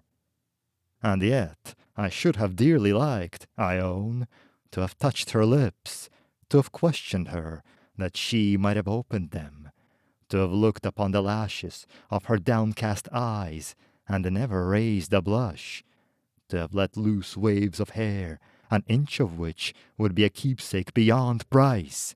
In short, I should have liked, I do confess, to have had the lightest license of a child, and yet to have been man enough to know its value. But now a knocking at the door was heard, and such a rush immediately ensued that she with laughing face and plundered dress was borne towards it, the center of a flushed and boisterous group, just in time to greet the father, who came home attended by a man laden with Christmas toys and presents. Then the shouting and the struggling, and the onslaught that was made on the defenseless porter, the scaling him with chairs for ladders to dive into his pockets, despoil him of brown paper parcels, hold on tight by his cravat, hug him around the neck, pummel his back, and kick his legs in irrepressible affection. The shouts of wonder and delight with which the development of every package was received, the terrible announcement that the baby had been taken in the act of putting a doll's frying pan into his mouth, and was more than suspected of having swallowed a fictitious turkey glued on a wooden platter, the immense relief of finding this a false alarm, the joy and gratitude and ecstasy, they are all indescribable alike. It is enough that by degrees the children and their emotions got out of the parlor, and by one stair at a time, up to the top of the house, where they went to bed, and so subsided. And now Scrooge looked on more attentively than ever, when the master of the house, having his daughter leaning fondly on him, sat down with her and her mother at his own fireside, and when he thought that such another creature, quite as graceful and full of promise, might have called him father, and been a springtime in the haggard winter of his life, his sight grew very dim indeed. "Belle," said the husband, turning to his wife with a smile, "I saw an old friend of yours this afternoon." Who was it? Guess. How can I? Tut, don't I know? She added in the same breath, laughing as he laughed. Mr. Scrooge. Mr. Scrooge it was. I passed his office window, and as it was not shut up, and he had a candle inside, I could scarcely help seeing him. His partner lies upon the point of death, I hear, and there he sat alone, quite alone in the world, I do believe." "Spirit!" said Scrooge in a broken voice. "Remove me from this place!" "I told you these were shadows of the things that have been," said the ghost. "That they are what they are. Do not blame me." "Remove me!" Scrooge exclaimed. "I cannot bear it!" He turned upon the ghost, and seeing that it looked upon him with a face, in which, in some strange way, there were fragments of all the faces it had shown him, wrestled with it. "Leave me! Take me back! Haunt me no longer!" In the struggle, if that can be called a struggle, in which the ghost, with no visible resistance on its own part, was undisturbed by any effort of its adversary, Scrooge observed that its light was burning high and bright, and dimly connected that with its influence over him. He seized the extinguisher cap, and by a sudden action pressed it down upon his head. The spirit dropped beneath it, so that the extinguisher covered its whole form. But though Scrooge pressed it down with all his force, he could not hide the light, which streamed from under it in an unbroken flood upon the ground. He was conscious of being exhausted and overcome by an irresistible drowsiness, and further, of being in his own bedroom. He gave the cap a parting squeeze, in which his hand relaxed, and had barely time to reel to bed before he sank into a heavy sleep. Stave 3. The second of the three spirits. Awakening in the middle of a prodigiously tough snore, and sitting up in bed to get his thoughts together, Scrooge had no occasion to be told that the bell was again upon the stroke of 1. He felt that he was restored to consciousness in the right nick of time for the especial purpose of holding a conference with the second messenger dispatched to him through Jacob Marley's intervention. But finding that he turned uncomfortably cold when he began to wonder which of his curtains this new spectre would draw back, he put them every one aside with his own hands, and lying down again, established a sharp lookout all around the bed, for he wished to challenge the spirit on the moment of its appearance, and did not wish to be taken by surprise and made nervous. Gentlemen of the free and easy sort, who plume themselves on being acquainted with a move or two, and being usually equal to the time of day, express a wide range of their capacity for adventure by observing that they are good for anything, from pitch and toss to manslaughter, between which opposite extremes, no doubt, there lies a tolerably wide and comprehensive range of subjects. Without venturing for Scrooge quite as heartily as this, I don't mind calling on you to believe that he was ready for a good broad field of strange appearances, and that nothing between a baby and a rhinoceros would have astonished him very much. Now, being prepared for almost anything, he was not by any means prepared for nothing, and consequently, when the bell struck 1 and no shape appeared, he was taken with a violent fit of trembling. 5 minutes, 10 minutes, a quarter of an hour went by, yet nothing came. All this time he lay upon his bed, the very core and center of a blaze of ruddy light, which streamed upon it when the clock proclaimed the hour, and which, being only light, was more alarming than a dozen ghosts, as he was powerless to make out what it meant, or would be at, and was sometimes apprehensive that he might be, at that very moment, an interesting case of spontaneous combustion, without having the consolation of knowing it. At last, however, he began to think, as you or I would have thought at first, for it is always the person not in the predicament who knows what ought to have been done in it, and would unquestionably have done it too. At last, I say, he began to think that the source and secret of this ghostly light might be in the adjoining room, from whence, on further tracing it, it seemed to shine. This idea taking full possession of his mind, he got up softly and shuffled in his slippers to the door. The moment Scrooge's hand was on the lock, a strange voice called him by his own name, and bade him enter. He obeyed. It was his own room. There was no doubt about that. But it had undergone a surprising transformation. The walls and ceiling were so hung with living green that it looked a perfect grove, from every part of which bright gleaming berries glistened. The crisp leaves of holly, mistletoe, and ivy reflected back the light, as if so many little mirrors had been scattered there, and such a mighty blaze went roaring up the chimney, as that dull petrification of a hearth had never known in Scrooge's time, or Marley's, or for many, many a winter season gone.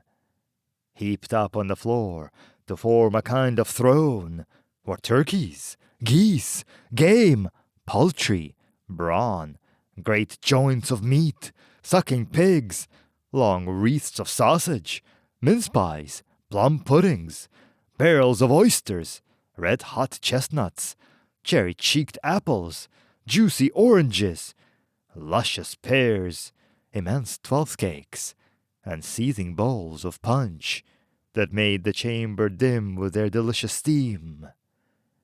In easy state upon this couch there sat a jolly giant, glorious to see, who bore a glowing torch, in shape not unlike Plenty's horn, and held it up, high up, to shed its light on Scrooge, as he came peeping round the door. "Come in!" exclaimed the ghost. "Come in, and know me better, man!" Scrooge entered timidly, and hung his head before the spirit. He was not the dogged Scrooge he had been, and though the spirit's eyes were clear and kind, he did not like to meet them. "I am the ghost of Christmas Present," said the spirit. "Look upon me." Scrooge reverently did so.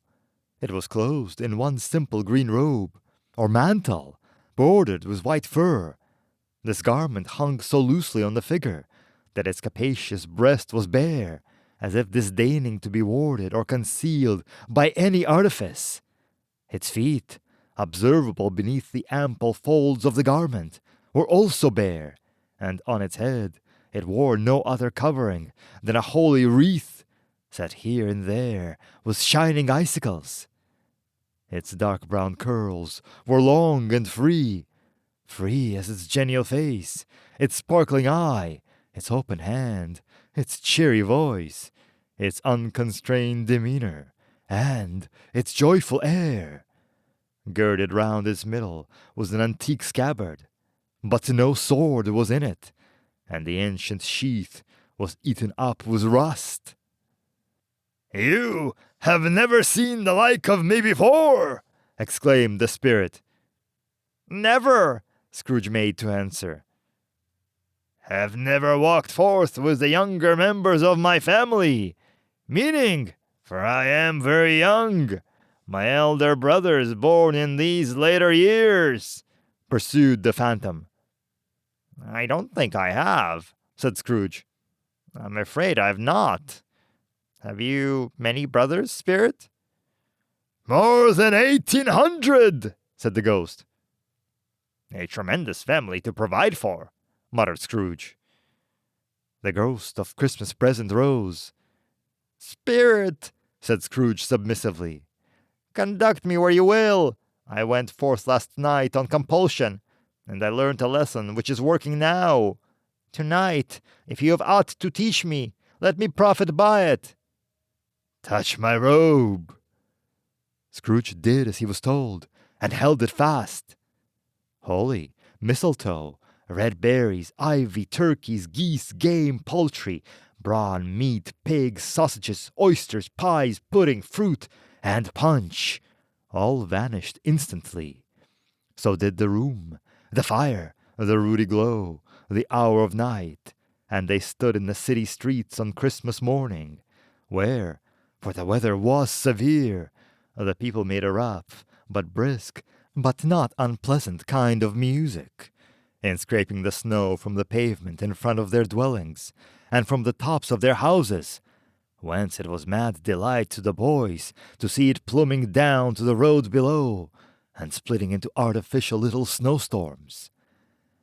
The house fronts looked black enough, and the windows blacker, contrasting with the smooth white sheet of snow upon the roofs, and with the dirtier snow upon the ground, which last deposit had been plowed up in deep furrows by the heavy wheels of carts and wagons, furrows that crossed and recrossed each other hundreds of times, where the great streets branched off and made intricate channels, hard to trace in the thick yellow mud and icy waters. The sky was gloomy, and the shortest streets were choked up with dingy mist, half thawed, half frozen, whose heavy particles descended in a shower of sooty atoms, as if all the chimneys in Great Britain had, by one consent, caught fire and were blazing away to their dear hearts' content. There was nothing very cheerful in the climate or the town, and yet was there an air of cheerfulness abroad that the clearest summer air and brightest summer sun might have endeavored to diffuse in vain.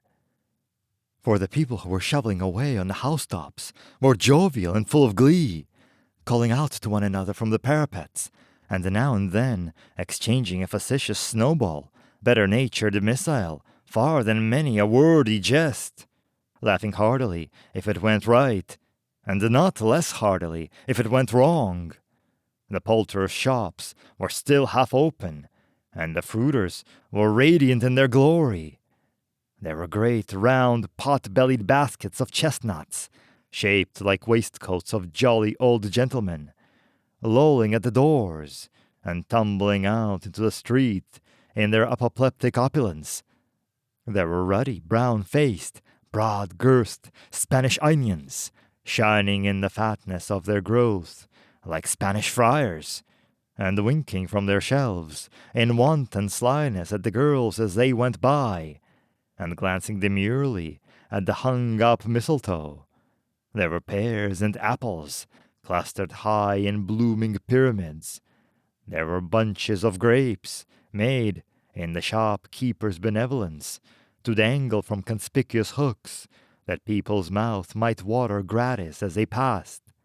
There were piles of filberts, mossy and brown, recalling in their fragrance ancient walks along the woods, and pleasant shufflings ankle-deep through weathered leaves. There were Norfolk biffins, squat and swarthy, setting off the yellow of the oranges and the lemons, and, in the great compactness of their juicy persons, urgently entreating and beseeching to be carried home in paper bags and eaten after dinner. The very gold and silver fish set forth among these choice fruits in a bowl, the members of a dull and stagnant blooded race, appeared to know that there was something going on, and to a fish went gasping round and round their little world in slow and passionless excitement. The grocers, oh, the grocers, nearly closed, was perhaps 2 shutters down, or 1. But through these gaps, such glimpses!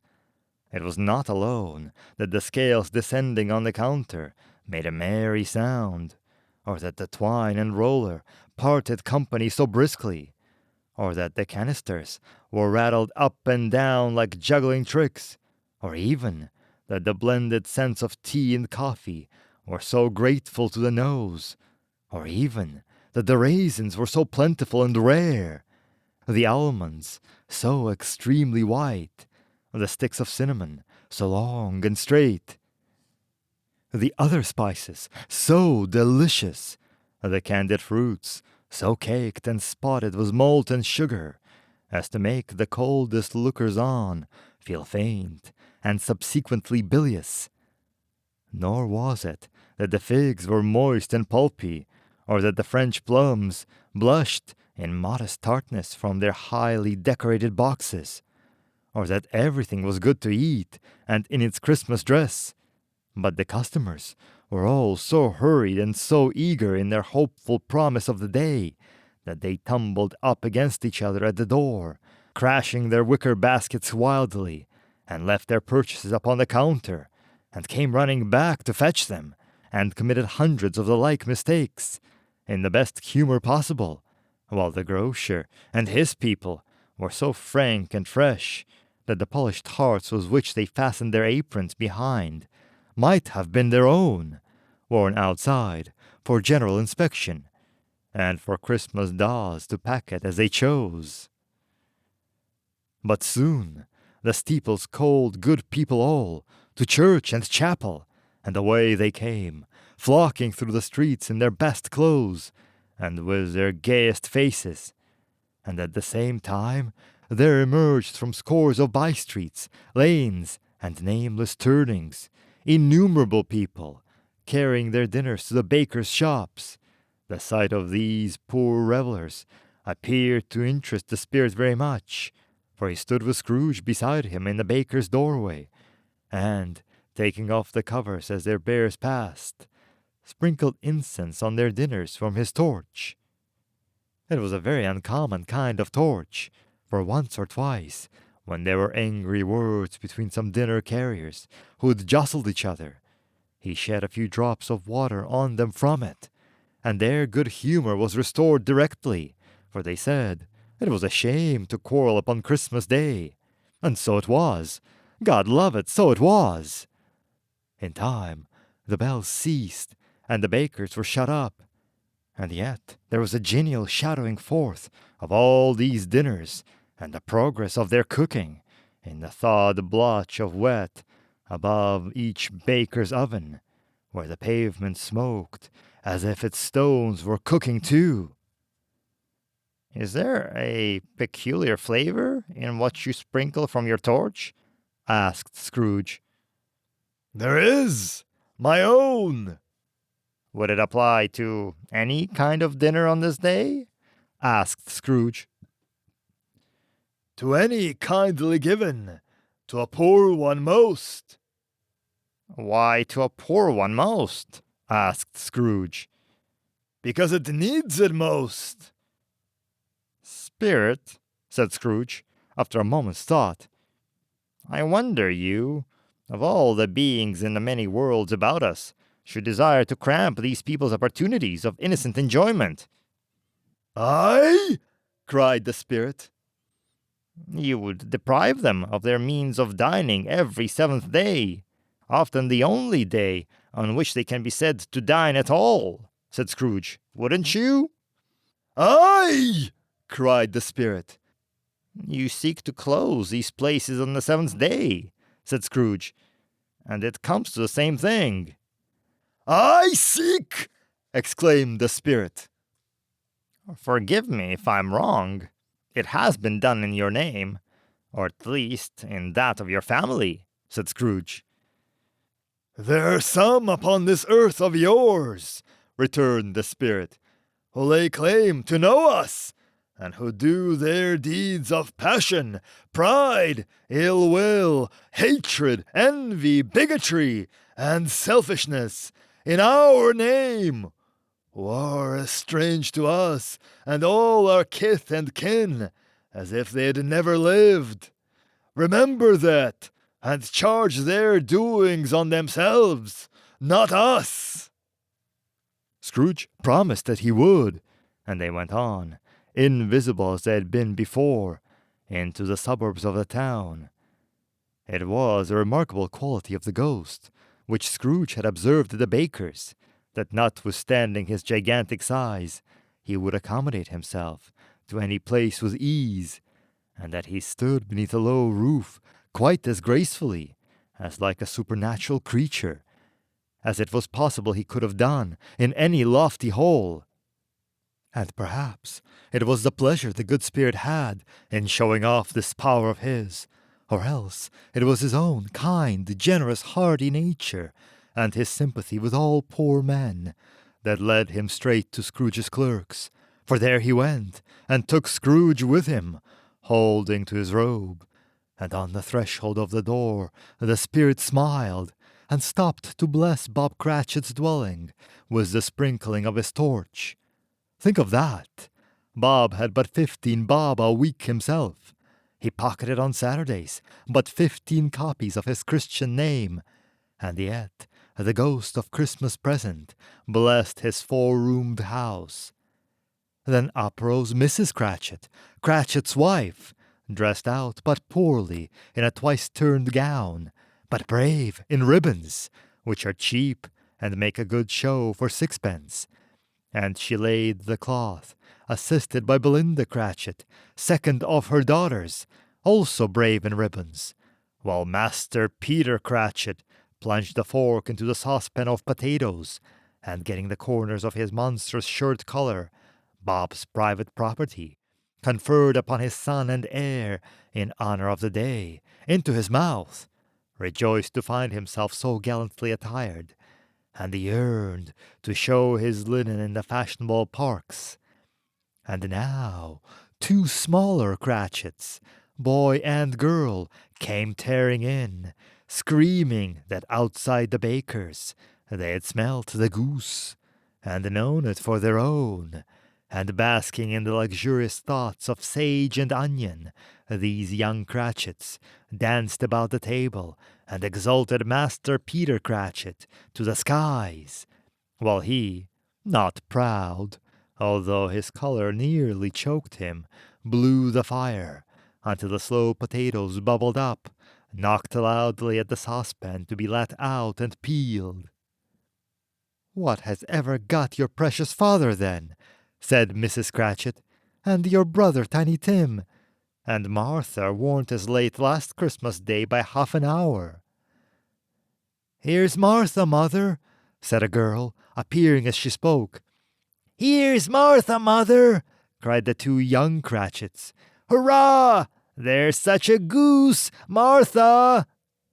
"Why, bless your heart alive, my dear, how late you are," said Mrs. Cratchit, kissing her a dozen times, and taking off her shawl and bonnet for her, with officious zeal. "We'd a deal of work to finish up last night," replied the girl, "and had to clear away this morning, mother." "Well, never mind, so long as you're come," said Mrs. Cratchit. "Sit ye down by the fire, my dear, and have a warm, Lord bless ye." "No, no! There's father coming!" cried the 2 young Cratchits, who were everywhere at once. "Hide, Martha! Hide!" So Martha hid herself, and in came little Bob, the father, with at least 3 feet of comforter, exclusive of the fringe, hanging down before him, and his threadbare clothes darned up and brushed to look seasonable, and Tiny Tim upon his shoulder. Alas for Tiny Tim, he bore a little crutch, and had his limbs supported by an iron frame. "Why, where's our Martha?" cried Bob Cratchit, looking around. "Not coming," said Mrs. Cratchit. "Not coming!" said Bob, with a sudden declension in his high spirits, for he had been Tiny Tim's brood horse all the way from church, and had come home rampant. "Not coming upon Christmas Day!" Martha didn't like to see him disappointed, if it were only in joke, so she came out prematurely from behind the closet door and ran into his arms, while the 2 young Cratchits hustled Tiny Tim and bore him off into the wash-house, that he might hear the pudding singing in the copper. "And how did little Tim behave?" asked Mrs. Cratchit, when she had rallied Bob on his credulity, and Bob had hugged his daughter to his heart's content. "As good as gold," said Bob, "and better.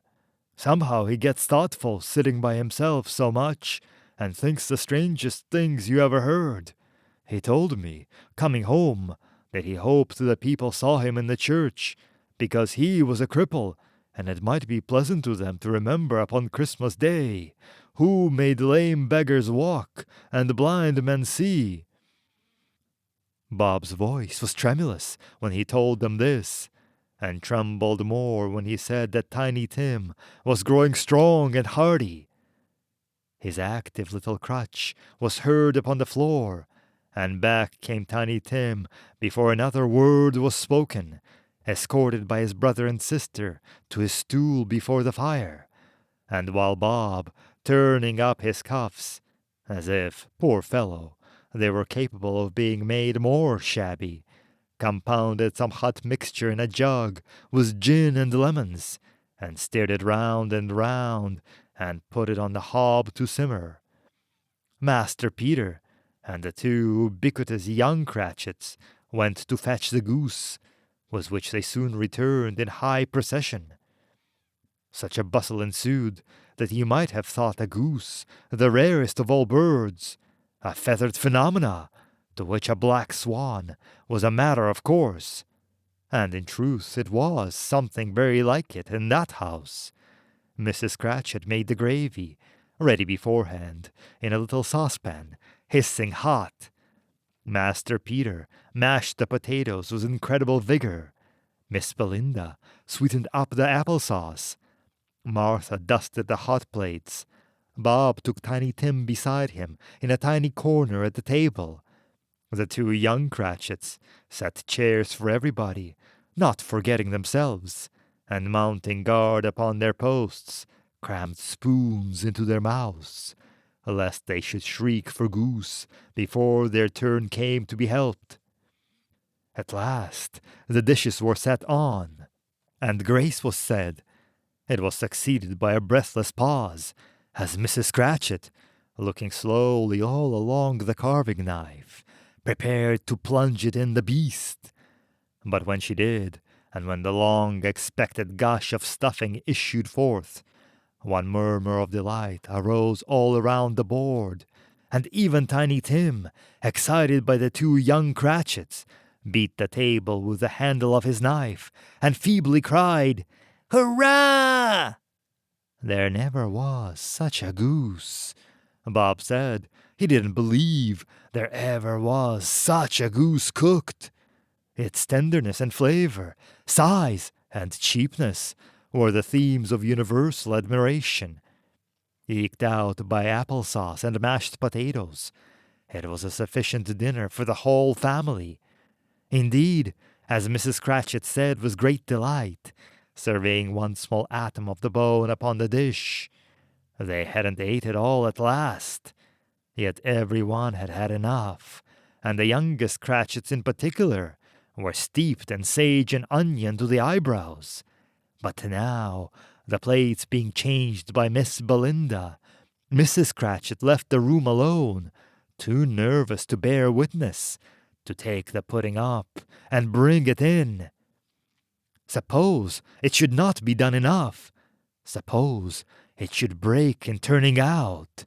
Suppose somebody should have got over the wall of the backyard and stolen it while they were merry with the goose. A supposition at which the two young Cratchits became livid. All sorts of horrors were supposed. Hallo! A great deal of steam. The pudding was out of the copper. A smell like a washing day. That was the cloth.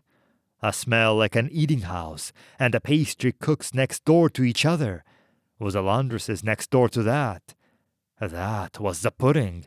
In half a minute, Mrs. Cratchit entered, flushed, but smiling proudly, with the pudding, like a speckled cannonball, so hard and firm, blazing in half of a half-quartern of ignited brandy, and bedlight with Christmas holly stuck onto the top. Oh, a wonderful pudding! Bob Cratchit said, and calmly too, that he regarded it as the greatest success achieved by Mrs. Cratchit since their marriage. Mrs. Cratchit said that now the weight was off her mind, she would confess she had had her doubts about the quantity of flour. Everybody had something to say about it, but nobody said or thought it was at all a small pudding for a large family. It would have been flat heresy to do so. Any Cratchit would have blushed to hint at such a thing. At last, the dinner was all done, the cloth was cleared, the hearth swept, and the fire made up. The compound in the jug being tasted and considered perfect, apples and oranges were put upon the table, and a shovel full of chestnuts on the fire. Then all the Cratchit family drew round the hearth, in what Bob Cratchit called a circle, meaning half a one, and at Bob Cratchit's elbow stood the family display of glass, 2 tumblers, and a custard cup without a handle.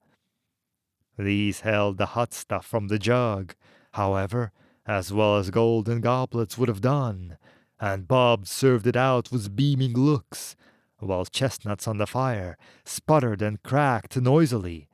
Then Bob proposed, "A Merry Christmas to us all, my dears!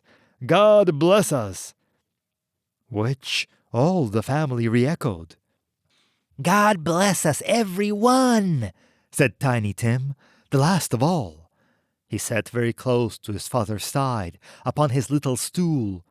Bob held his withered little hand in his, as if he loved the child, and wished to keep him by his side, and dreaded that he might be taken from him.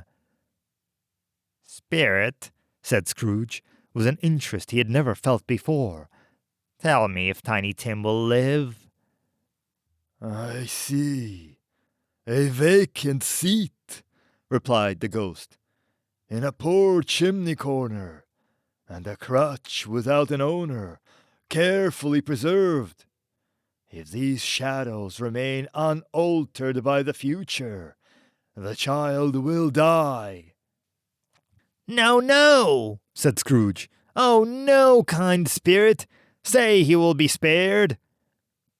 If these shadows remain unaltered by the future, none other of my race, returned the ghost, will find him here. What then?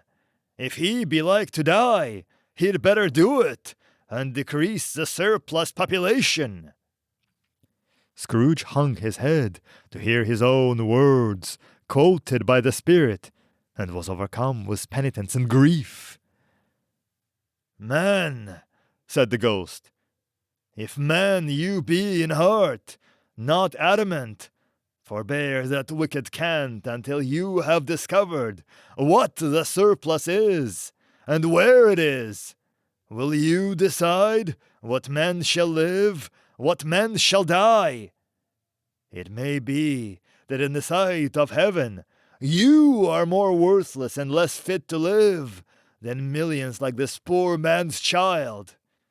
Oh God, to hear the insect on the leaf pronouncing on the too much life among his hungry brothers in the dust. Scrooge bent before the ghost's rebuke, and trembling cast his eyes upon the ground. But he raised them speedily to hear his own name. Mr. Scrooge, said Bob, I'll give you Mr. Scrooge, the founder of the feast. The founder of the feast, indeed, cried Mrs. Cratchit, reddening. I wish I had him here. I'd give him a piece of my mind to feast on, and I'd hope he'd have a good appetite for it. My dear, said Bob, the children, Christmas Day. It should be Christmas Day, I'm sure, said she, on which one drinks the health of such an odious, stingy, hard, unfeeling man as Mr. Scrooge. You know he is, Robert. Nobody knows it better than you do, poor fellow. My dear, was Bob's mild answer. Christmas Day. I'll drink his health for your sake, and the day's, said Mrs. Cratchit. Not for his. Long life to him, a Merry Christmas, and a Happy New Year. He'll be very merry and very happy, I have no doubt. The children drank the toast after her. It was the first of their proceedings, which had no heartiness. Tiny Tim drank it last of all, but he didn't care 2 pence for it. Scrooge was the ogre of the family.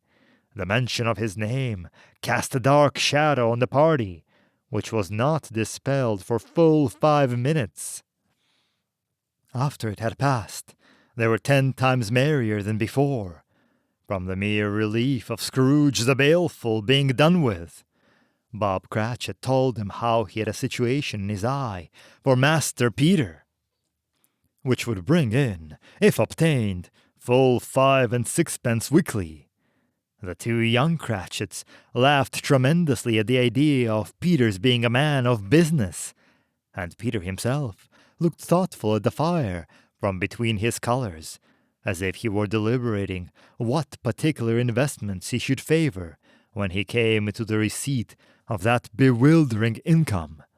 Martha, who was a poor apprentice at a milliner's, then told him what kind of work she had to do, and how many hours she worked at a stretch, and how she meant to lie abed tomorrow morning for a good long rest, tomorrow being a holiday she passed at home, and how she had seen a countess and a lord some days before, and how the lord was much about as tall as Peter, at which Peter pulled up his collar so high that you couldn't have seen his head if you had been there.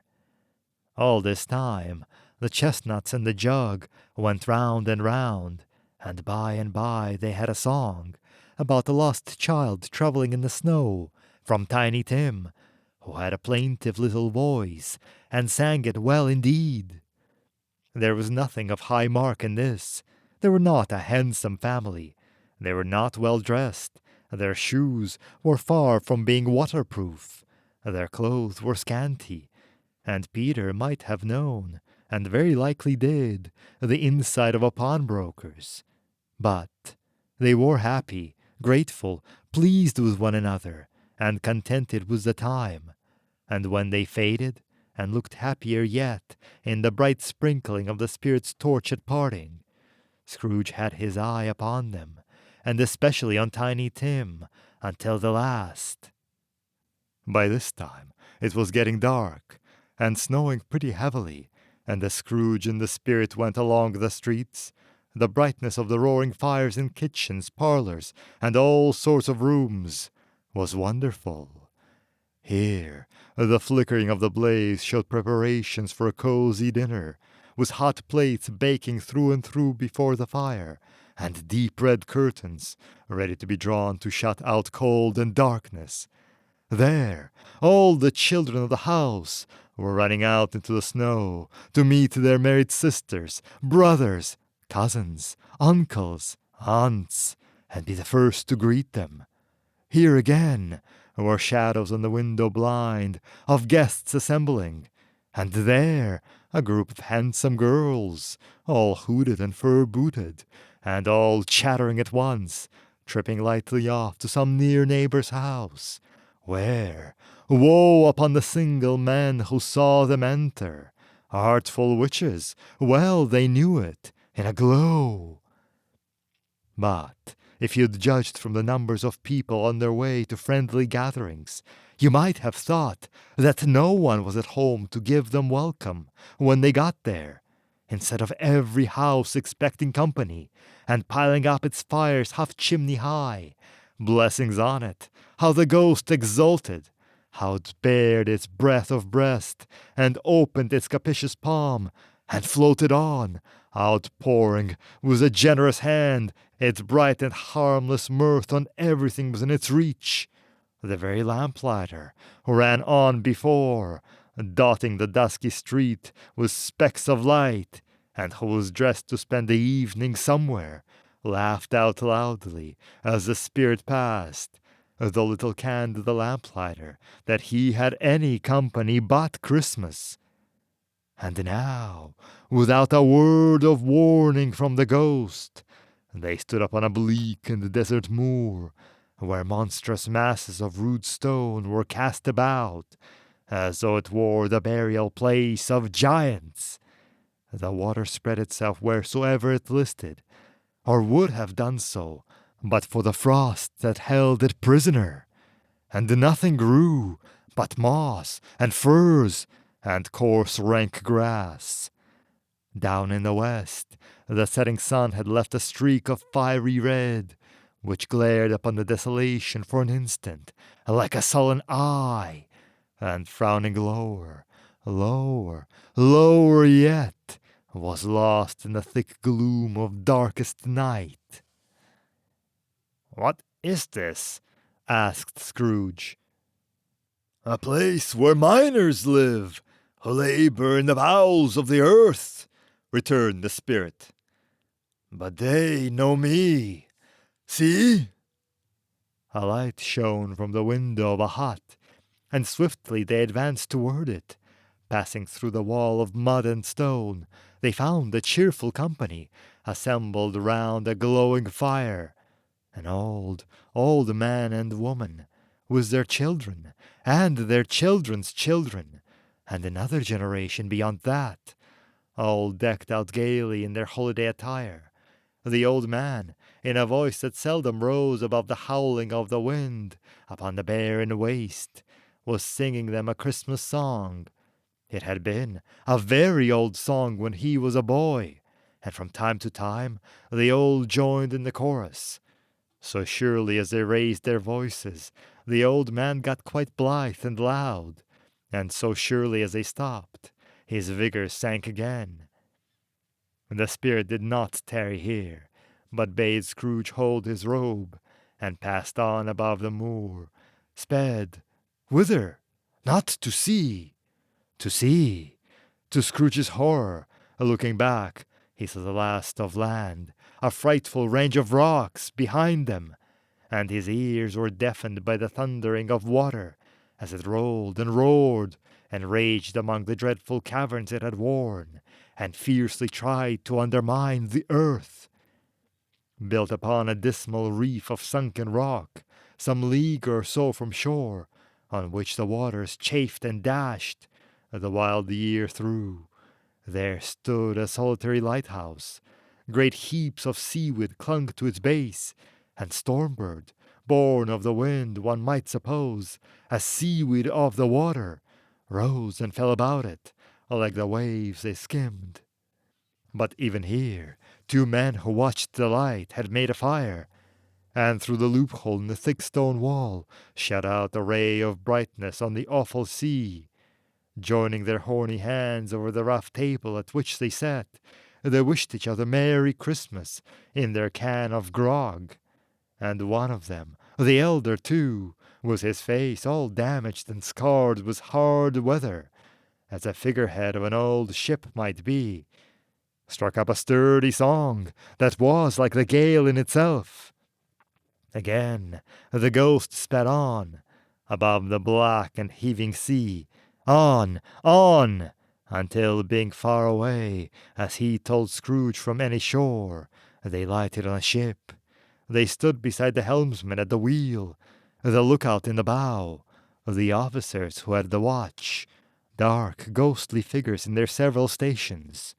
But every man among them hummed a Christmas tune, or had a Christmas thought, or spoke below his breath to his companion of some bygone Christmas day, with homeward hopes belonging to it. And every man on board, waking or sleeping, good or bad, had had a kinder word for another on that day than on any other day in the year, and had shared to some extent in its festivities, and had remembered those he cared for at the distance, and had known that they delighted to remember him. It was a great surprise to Scrooge, while listening to the moaning of the wind, and thinking what a solemn thing it was to move on through the lonely darkness over an unknown abyss, whose depths were secret as profound as death. It was a great surprise to Scrooge, while thus engaged, to hear a hearty laugh. It was a much greater surprise to Scrooge to recognize it as his own nephew's, and to find himself in a bright, dry, gleaming room, with the spirit standing smiling by his side, and looking at that same nephew with approving affability. "Ha ha!" laughed Scrooge's nephew. "Ha ha ha ha! If you should happen, by any unlikely chance, to know a man more blessed in a laugh than Scrooge's nephew, all I can say is, I should like to know him. Introduce him to me, and I'll cultivate his acquaintance. It is a fair, even-handed, noble adjustment of things, that while there is infection in disease and sorrow, there is nothing in the world so irresistibly contagious as laughter and good humor. Once Scrooge's nephew laughed in this way, holding his sides, rolling his head, and twisting his face into the most extravagant contortions, Scrooge's niece, by marriage, laughed as heartily as he, and their assembled friends, being not a bit behindhand, roared out lustily, "Ha ha ha ha! Ha ha ha ha! He said that Christmas Day was a humbug, as I live!" cried Scrooge's nephew. "He believed it, too." "More shame for him, Fred," said Scrooge's niece, indignantly. "Bless those women. They never do anything by halves. They're always in earnest." She was very pretty, exceedingly pretty, with a dimpled, surprised-looking capital face, a ripe little mouth that seemed made to be kissed, as no doubt it was, all kinds of good little dots around her chin, that melted into one another when she laughed, and the sunniest pair of eyes you ever saw in any little creature's head, although she was what you would have called provoking, you know, but satisfactory, too. Oh, perfectly satisfactory. "He's a comical old fellow," said Scrooge's nephew. "That's the truth, but not so pleasant as he might be. However, his offenses carry their own punishment, and I have nothing to say against him." "I'm sure he's very rich, Fred," hinted Scrooge's niece. "At least you always tell me so." "What of that, my dear?" said Scrooge's nephew. "His wealth is of no use to him. He don't do any good with it. He don't make himself comfortable with it. He hasn't the satisfaction of thinking, ha, that he is ever going to benefit us with it." "I have no patience with him," observed Scrooge's niece. Scrooge's niece's sisters, and all the other ladies, expressed the same opinion. "Oh, I have," said Scrooge's nephew. "I'm sorry for him. I couldn't be angry with him if I tried. Who suffers by his ill whims? Himself, always. Here, he takes it into his head to dislike us, and he won't come and dine with us. What's the consequence? He don't lose much of a dinner." "Indeed, I think he loses a very good dinner," interrupted Scrooge's niece. Everyone else said the same, and they must be allowed to have been competent judges, because they had just had dinner, and, with dessert upon the table, were clustered around the fire by lamplight. "Well, I'm glad to hear it," said Scrooge's nephew, "because I haven't great faith in those young housekeepers. What do you say, Topper?" Topper had clearly got his eyes on one of Scrooge's niece's sisters, for he answered that a bachelor was a wretched outcast, who had no right to express an opinion on the subject. Whereat Scrooge's niece's sister, the plump one with the lace tucker, not the one with the roses, blushed. "Go on, Fred," said Scrooge's niece, clapping her hands. "He never finishes what he begins to say. He's such a ridiculous fellow."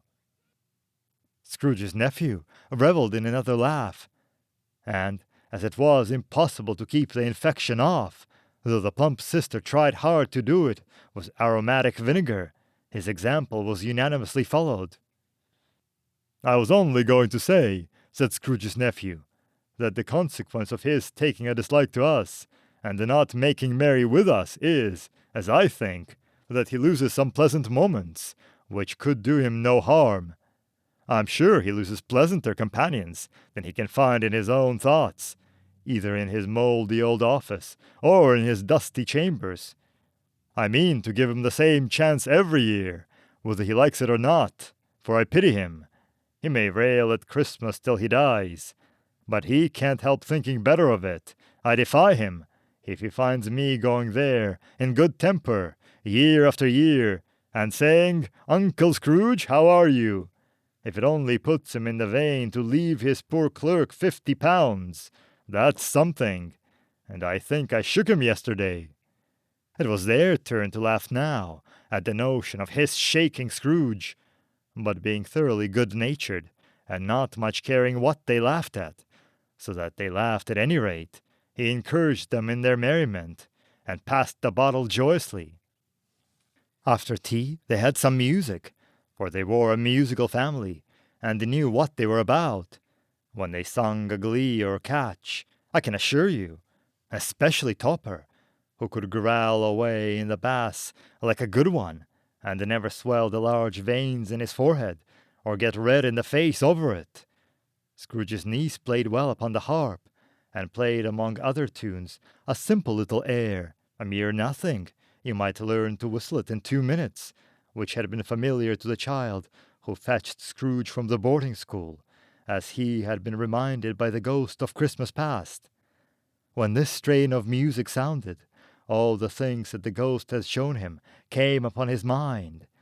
He softened more and more, and thought that if he could have listened to it often, years ago, he might have cultivated the kindness of life for his own happiness with his own hands, without resorting to the sexton's spade that buried Jacob Marley. But they didn't devote the whole evening to music. After a while, they played at forfeits, for it is good to be children sometimes, and never better than at Christmas, when its mighty founder was a child himself. Stop! There was first a game of blind man's buff. Of course there was, and I no more believe Topper was really blind than I believe he had eyes in his boots. My opinion is that it was a done thing between him and Scrooge's nephew, and that the ghost of Christmas present knew it. The way he went after that plump sister in the lace tucker was an outrage on the credulity of human nature, knocking down the fire irons, tumbling over the chairs, bumping against the piano, smothering himself among the curtains. Wherever she went, there went he. He always knew where the plump sister was. He wouldn't catch anybody else.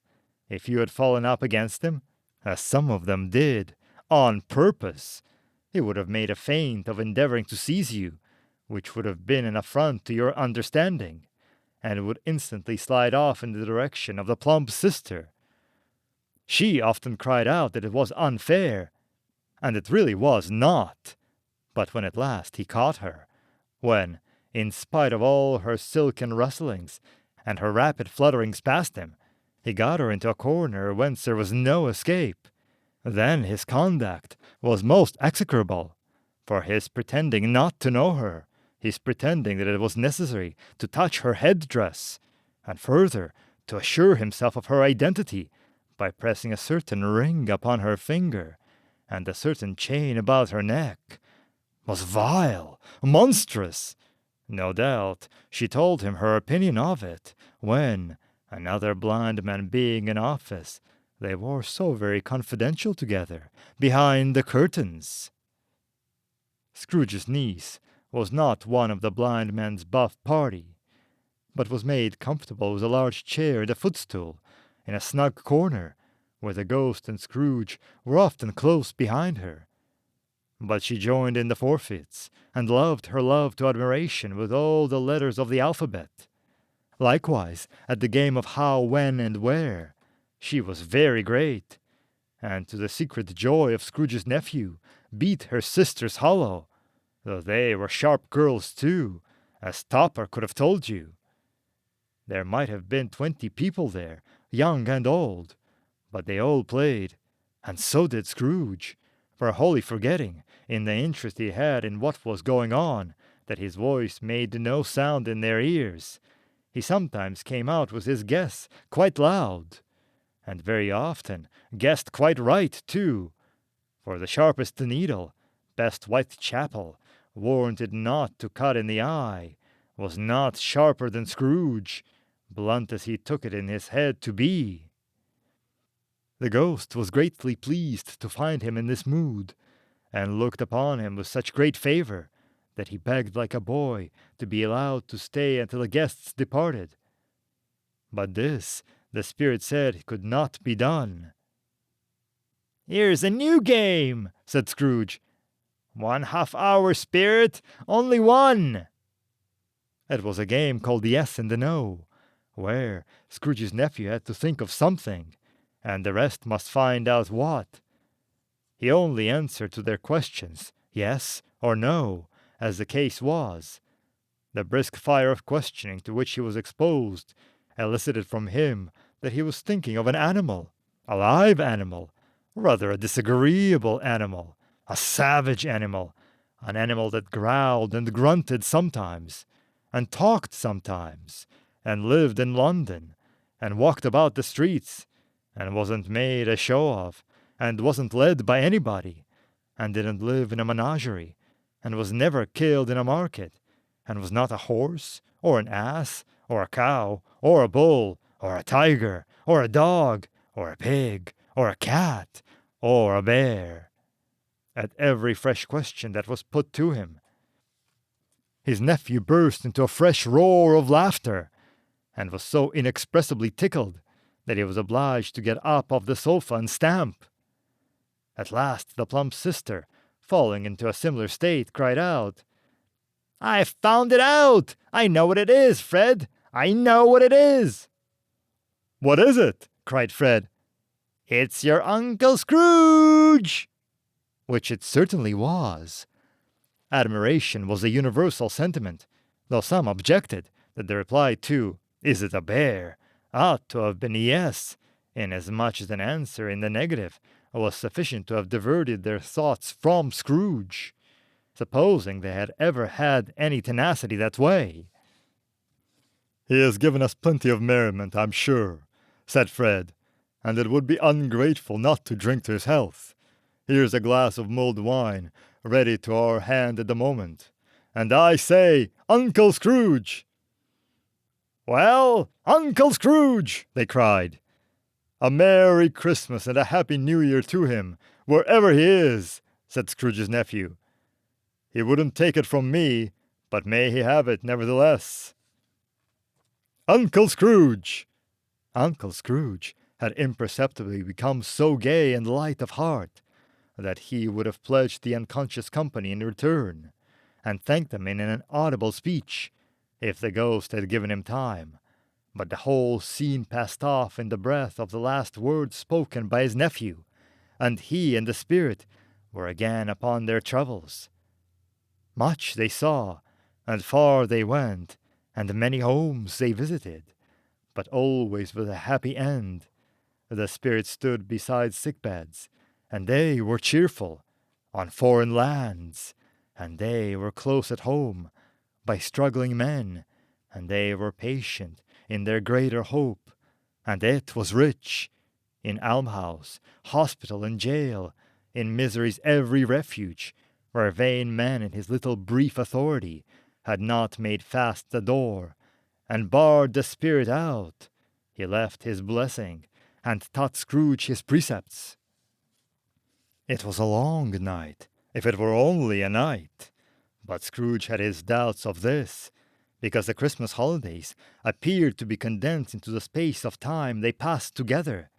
It was strange, too, that while Scrooge remained unaltered in his outward form, the spirit grew older, clearly older.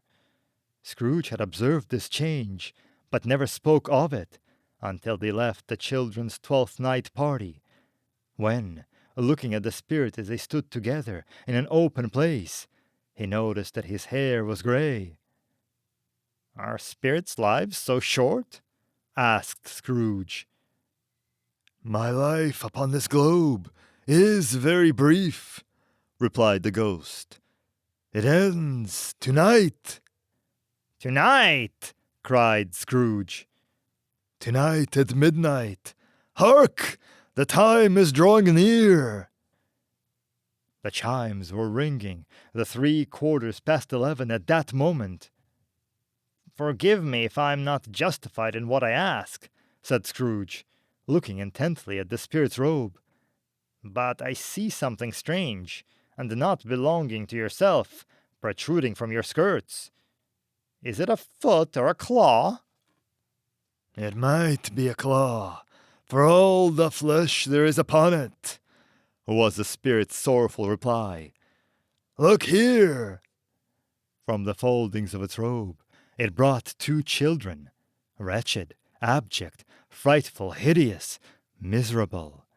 They knelt down at its feet and clung upon the outside of its garment. "Oh, man, look here! Look! Down here!" exclaimed the ghost. They were a boy and a girl, yellow, meager, ragged, scowling, wolfish, but prostrate too in their humility. Their graceful youth should have filled their features out and touched them with its freshest tints. A stale and shriveled hand, like that of an age, had pinched and twisted them and pulled them into shreds. Where angels might have sat enthralled, devils lurked and glared out menacingly. No change, no degradation, no perversion of humanity in any grade. Through all the mysteries of wonderful creation, has monsters half so horrible and dread. Scrooge started back, appalled. Having them shown to him in this way, he tried to say they were fine children, but the words choked themselves, rather than be parties to a lie of such enormous magnitude. Spirit, are they yours? Scrooge could say no more. "They are man's," said the spirit, looking down upon them. "And they cling to me, appealing from their fathers. This boy is ignorance. This girl is want. Beware them both, and all of their degree. But most of all, beware this boy, for on his brow I see that written which is doom, unless the writing be erased. Deny it!" cried the spirit, stretching out its hand toward the city. "Slander those who tell it ye. Admit it for thy fractious purposes, and make it worse, and bide the end." "Have they no refuge or resource?" cried Scrooge. "Are there no prisons?"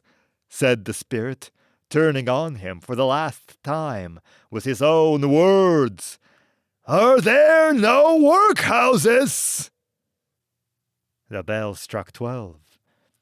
Scrooge looked about him for the ghost, and saw it not. As the last stroke ceased to vibrate, he remembered the prediction of old Jacob Marley, and lifting up his eyes, beheld a solemn phantom, draped and hooded, coming like a mist along the ground, toward him. Stave 4. The Last of the Spirits. The phantom slowly, gravely, silently approached. When it came near him, Scrooge bent down upon his knee, for in the very air through which the spirit moved, it seemed to scatter gloom and mystery. It was shrouded in a deep black garment, which concealed its head, its face, its form, and left nothing of it visible, save one outstretched hand.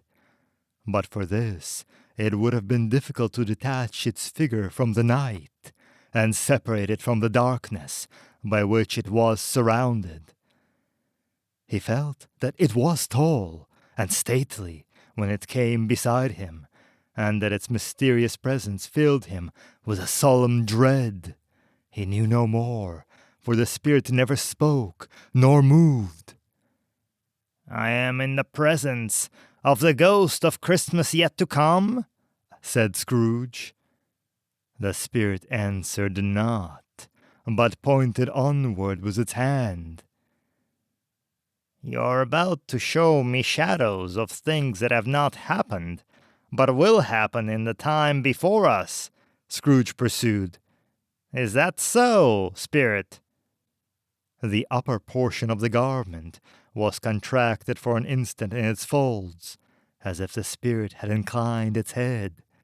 That was the only answer he received. Although well used to ghostly company by this time, Scrooge feared the silent shape so much that his legs trembled beneath him, and he found that he could hardly stand when he prepared to follow it.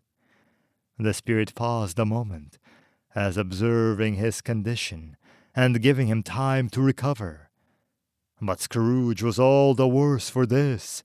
It thrilled him with a vague, uncertain horror to know that behind the dusky shroud there were ghostly eyes intently fixed upon him, while he, though he stretched his own to the utmost, could see nothing but a spectral hand and one great heap of black.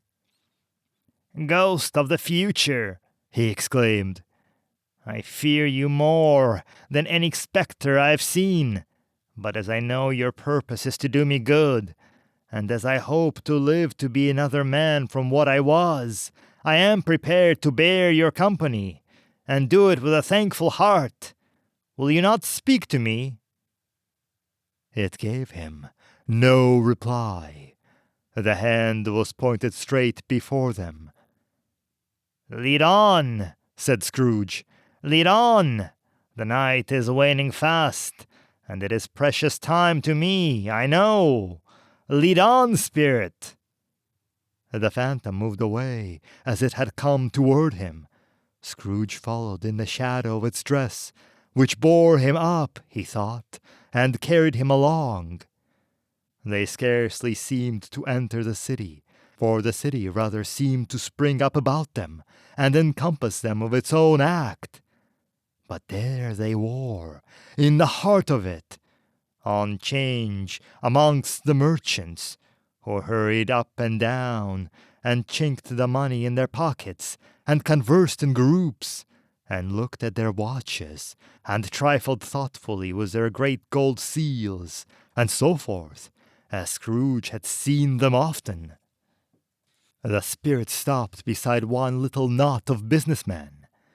Observing that the hand was pointed to them, Scrooge advanced to listen to their talk. "No," said a great fat man with a monstrous chin. "I don't know much about it either way. I only know he's dead." "When did he die?" inquired another. "Last night, I believe." "Why, what's the matter with him?" asked a third, taking a vast quantity of snuff out of a very large snuff-box. "I thought he'd never die." "God knows," said the first, with a yawn. What has he done with his money? asked the red-faced gentleman, with a ponderous excrescence on the end of his nose, that shook like the gills of a turkey-cock. "I haven't heard," said the man with the large chin, yawning again. "Left it to his company, perhaps. He hasn't left it to me. That's all I know."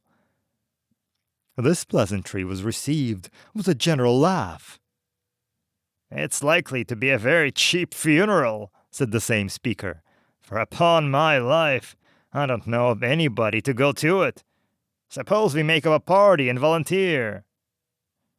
I don't mind going if lunch is provided, observed the gentleman with the excrescence on his nose.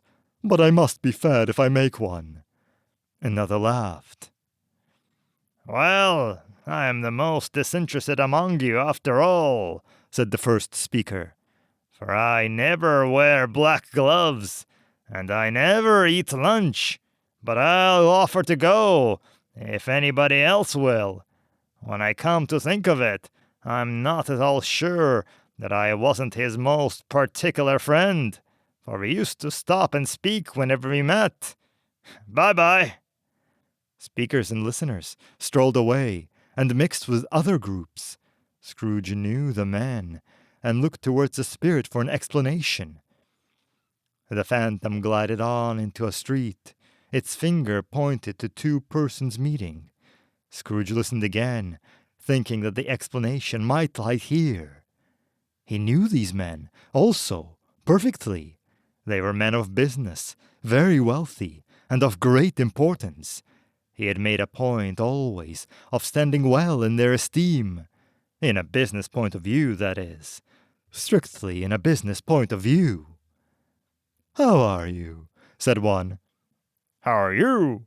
returned the other. Well, said the first, Old Scratch has got his own at last, eh? "So I'm told," returned the second. Cold, isn't it? Seasonable for Christmas time. "You're not a skater, I suppose?" No, something else to think of. Good morning." Not another word. That was their meeting, their conversation, and their parting. Scrooge was at first inclined to be surprised that the spirit would attach importance to conversations apparently so trivial, but feeling assured that they must have some hidden purpose, he set himself to consider what it was likely to be. They could scarcely be supposed to have any bearing on the death of Jacob, his old partner, for that was past, and this ghost's providence was the future. Nor could he think of anyone immediately connected with himself, to whom he could apply them. But nothing doubted that to whomsoever they applied, they had some latent moral for his own improvement. He resolved to treasure up every word he heard, and everything he saw, and especially to observe the shadow of himself when it appeared. For he had an expectation that the conduct of his future self would give him the clue he missed, and would render the solution of these riddles easy. He looked about in that very place for his own image, but another man stood in his accustomed corner, and though the clock pointed to his usual time of day for being there, he saw no likeness of himself among the multitudes that poured in through the porch. It gave him little surprise, however, for he had been resolving in his mind a change of life, and thought and hoped he saw his newborn resolutions carried out in this. Quiet and dark, beside him stood the phantom, with its outstretched hand. When he roused himself from his thoughtful quest, he fancied from the turning of the hand and its situation in reference to himself that the uneasy eyes were looking at him keenly. It made him shudder and feel very cold. They left the busy scene and went into an obscure part of the town, where Scrooge had never penetrated before, although he recognized its situation and its bad repute. The ways were foul and narrow, the shops and houses wretched, the people half-naked, drunken, slipshod, ugly. Alleyways and archways, like so many cesspools, disgorged their offences of smell and dirt and life upon the struggling streets, and the whole quarter reeked with crime, with filth, and misery. Far in this den of infamous resort, there was a low-bowed beetling shop, below a pant-house roof, where iron, old rags, bottles, bones, and greasy offal were bought. Upon the floor within were piled up heaps of rusty keys, nails, chains, hinges, files, scales, weights, and refuse of iron of all kinds. Secrets that few would like to scrutinize were bred and hidden in the mountains of unseemly rags, messes of corrupted fat, and sepulchres of bones. Sitting in among the wares he dealt in, by a charcoal stove made of old bricks, was a gray-haired rascal, nearly 70 years in age, who had screened himself from the cold air within by a frowsy curtaining of miscellaneous tatters hung upon a line, and smoked his pipe in all the luxury of calm retirement. Scrooge and the Phantom came into the presence of this man, just as a woman with a heavy bundle slunk into the shop. But she had scarcely entered when another woman, similarly laden, came in too, and she was closely followed by a man in faded black, who was no less startled by the sight of them than they had been upon the recognition of each other.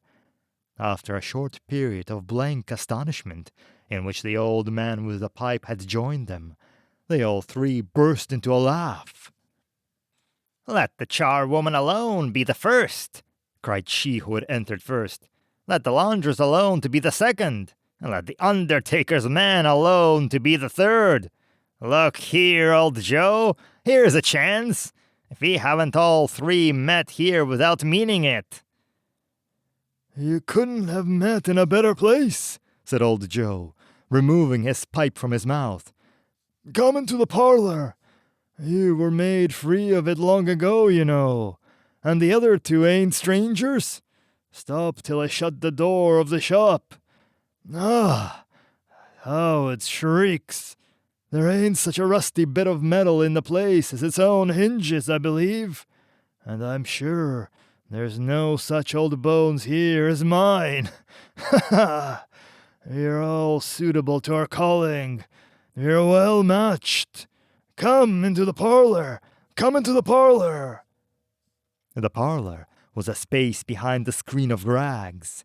Their old man raked the fire together with an old stair rod, and having trimmed his smoky lamp, for it was night, with the stem of his pipe, put it in his mouth again.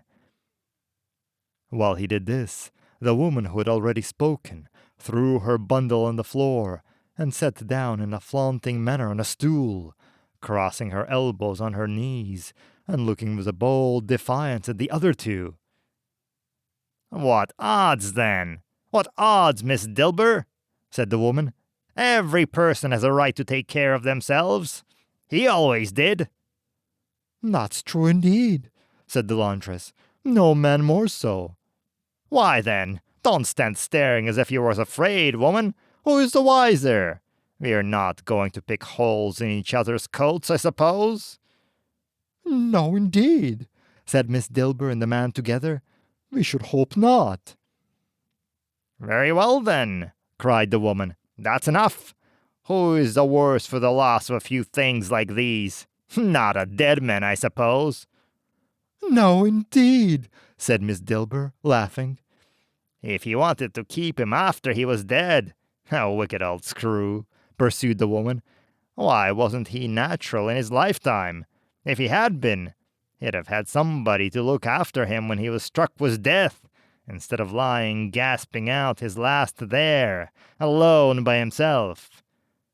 "It's the truest word that ever was spoken," said Miss Dilber. "It's a judgment on him." "I wish it was a little heavier judgment," replied the woman. "And it should have been, you may depend upon it, if I could have laid my hands on anything else. Open that bundle, old Joe, and let me know the value of it. Speak out plain. I'm not afraid to be the first, nor afraid for them to see it. We know pretty well that we were helping ourselves before we met here, I believe. It's no sin. Open the bundle, Joe." But the gallantry of her friends would not allow of this, and the man in faded black, mounting the breach first, produced his plunder. It was not extensive. A seal or two, a pencil case, a pair of sleeve buttons, and a brooch of no great value were all. They were severely examined and appraised by old Joe, who chalked the sums he was disposed to give for each upon the wall, and added them up into a total when he found that there was nothing more to come. "That's your account," said Joe, "and I wouldn't give another sixpence if I was to be boiled for not doing it. Who's next?" Miss Dilber was next. Sheets and towels, a little wearing apparel, 2 old-fashioned silver teaspoons, a pair of sugar tongs, and a few boots. Her account was stated on the wall in the same manner. "I always give too much to the ladies. It's a weakness of mine, and that's the way I ruin myself," said old Joe. "That's your account. If you asked me for another penny and made it an open question, I'd repent of being so liberal and knock off half a crown." "And now undo my bundle, Joe," said the first woman. Joe went down on his knees for the greater convenience of opening it, and having unfastened a great many knots, dragged out a large and heavy roll of some dark stuff. "What do you call this?" said Joe. "Bed curtains?" "Ah," returned the woman, laughing and leaning forward on her crossed arms. "bed curtains."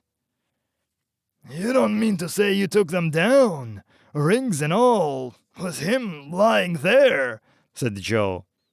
"Yes, I do," replied the woman. "Why not?" "You were born to make your fortune," said Joe, "and you'll certainly do it."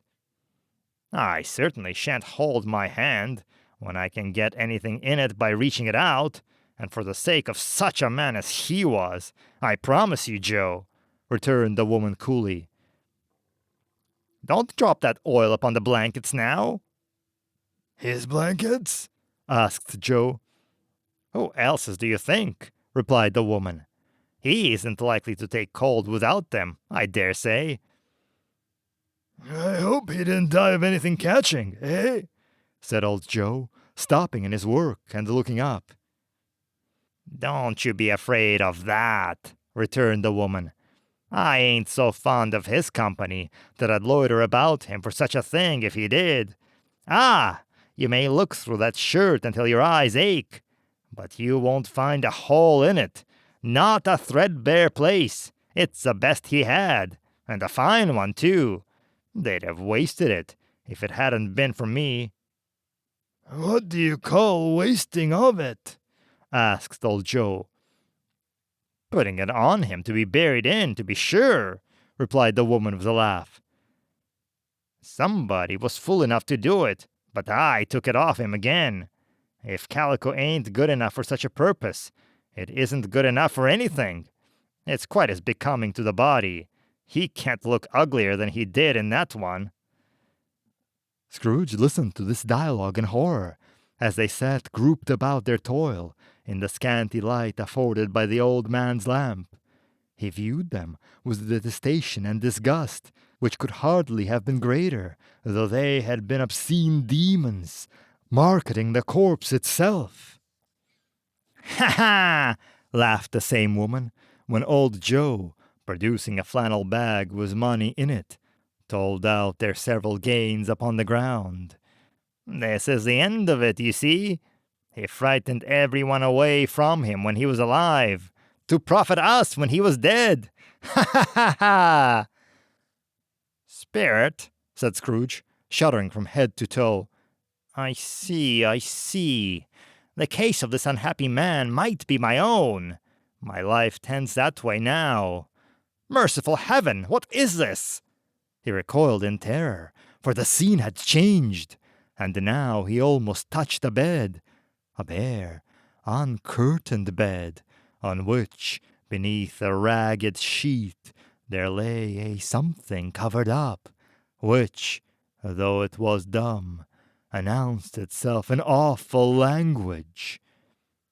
The room was very dark, too dark to be observed with accuracy, though Scrooge glanced around it in obedience to a secret impulse, anxious to know what kind of room it was. A pale light, rising in the outer air, fell straight upon the bed, and on it, plundered and bereft, unwatched, unwept, uncared for, was the body of this man. Scrooge glanced toward the spirit. Its steady hand was pointed to the head. The cover was so carelessly adjusted that the slightest raising of it, the motion of a finger upon Scrooge's part, would have disclosed the face. He thought of it, felt how easy it would be to do, and longed to do it. But he had no more power to withdraw the veil than to dismiss the spectre at his side. Oh, cold, cold, rigid, dreadful death, set up thine altar here, and address it with such terrors as thou hast at thy command, for this is thy dominion. Of the loved, revered, and honored head, thou canst not turn one hair of thy dread purpose, or make one feature odious. It is not that the hand is heavy, and will fall down when released. It is not that the heart and pulse are still, but that the hand was open, generous and true, the heart brave, warm and tender, and the pulse a man's. Strike, shadow, strike, and see his good deeds springing from the wound, to saw the world with life immortal. No voice pronounced these words in Scrooge's ear, and yet he heard them when he looked upon the bed. He thought, if this man could be raised up now, what would be his foremost thoughts? Avarice? Hard dealing? Griping cares? They have brought him to a rich end, truly. He lay in the dark, empty house, was not a man, a woman, or a child, to say that he was kind to me in this or that. And for the memory of one kind word, I will be kind to him. A cat was staring at the door, and there was a sound of gnawing rats beneath the hearthstone. What they wanted in the room of death, and why they were so restless and disturbed, Scrooge did not dare to think. "Spirit," he said, "this is a fearful place. In leaving it, I shall not leave its lesson. Trust me. Let us go." Still, the ghost pointed with an unmoving finger to the head. "I understand you," Scrooge returned, "and I would do it if I could. But I have not the power, Spirit. I have not the power." Again, it seemed to look upon him. "If there is any person in the town who feels emotion caused by this man's death," said Scrooge, quite agonized, "show that person to me, Spirit. I beseech you." The phantom spread its dark robe before him for a moment, like a wing, and withdrawing it, revealed a room by daylight, where a mother and her child wore. She was expecting someone, and with anxious eagerness, for she walked up and down the room, starting at every sound, looked out from the window, glanced at the clock, tried, but in vain, to work with her needle, and could hardly bear the voices of the children in their play. At length, the long-expected knock was heard. She hurried to the door, and met her husband, a man whose face was careworn and depressed, though he was young. There was a remarkable expression in it now, a kind of serious delight, of which he felt ashamed, and which he struggled to repress. He sat down to the dinner that had been hoarding for him by the fire, and when she asked him faintly what news, which was not until after a long silence, he appeared embarrassed how to answer. "Is it good?" she said, "or bad?" to help him. "Bad," he answered. "We are quite ruined." "No, there's hope yet, Caroline." "If he relents," she said, amazed. "There is. Nothing is past hope, if such a miracle has happened." "He's past relenting," said her husband. "He's dead." She was a mild and patient creature, if her face spoke truth, but she was thankful in her soul to hear it, and she said so, with clasped hands. She prayed forgiveness the next moment, and was sorry, but the first was the emotion of her heart.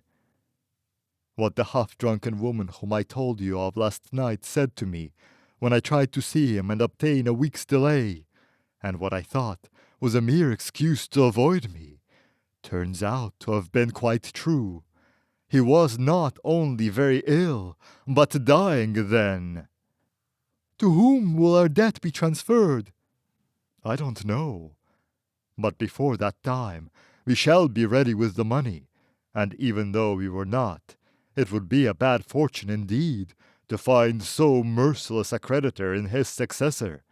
We may sleep tonight with light hearts, Caroline." Yes, soften it as they would, their hearts wore lighter. The children's faces, hushed and clustered round to hear what they so little understood, were brighter. It was a happier house for this man's death. The only emotion that the ghost could show him, caused by the event, was one of pleasure.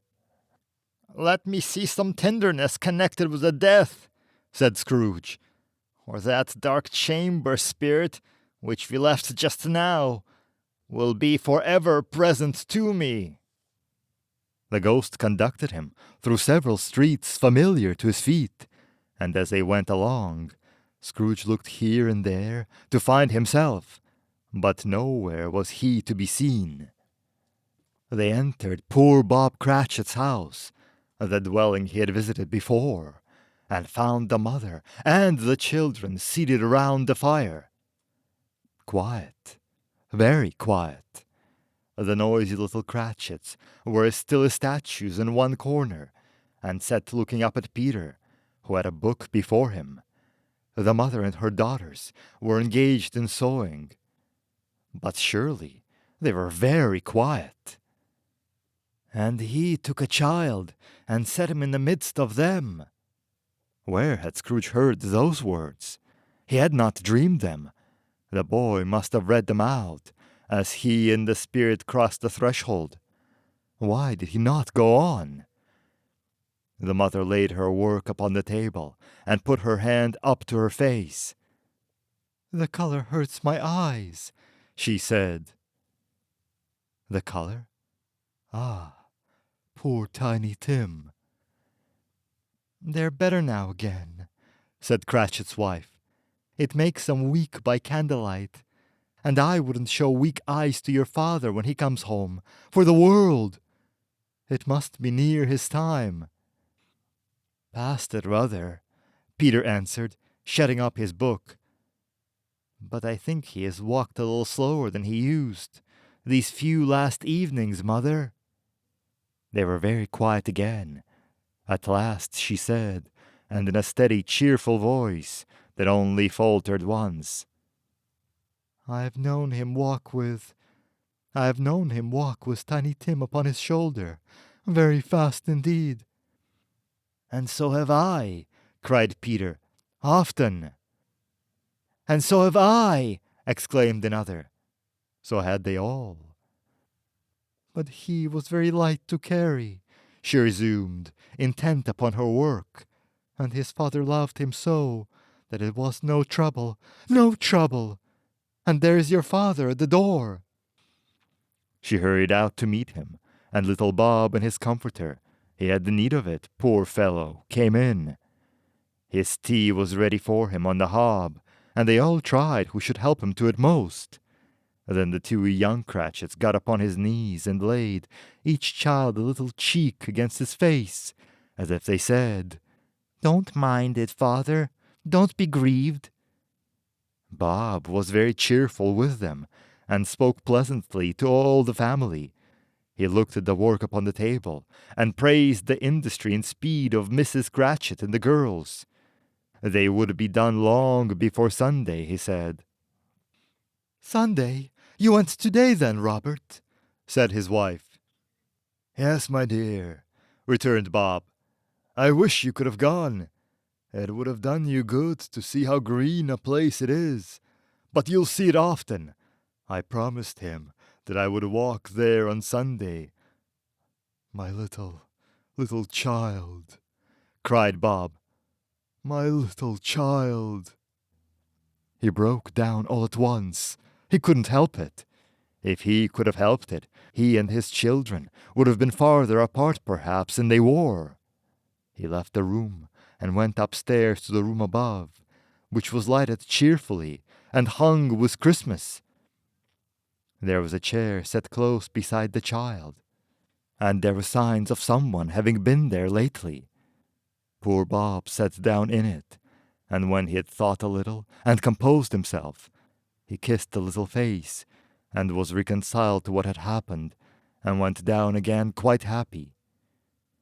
They drew about the fire and talked, the girls and the mother still working. Bob told them of the extraordinary kindness of Mr. Scrooge's nephew, whom he had scarcely seen but once, and who, meeting him in the street that day, and seeing that he looked just a little down, you know, said Bob, inquired what had happened to distress him. "On which," said Bob, "for he is the pleasantest spoken gentleman you have ever heard, I told him, 'I'm heartily sorry for it, Mr. Cratchit,' he said, 'and heartily sorry for your good wife.' By and by, how he ever knew that, I don't know." "Knew what, my dear?" Why, that you were a good wife, replied Bob. Everybody knows that, said Peter. Very well observed, my boy, cried Bob. I hope they do. Heartily sorry, he said, for your good wife. If I can be of service to you in any way, he said, giving me his card. That's where I live.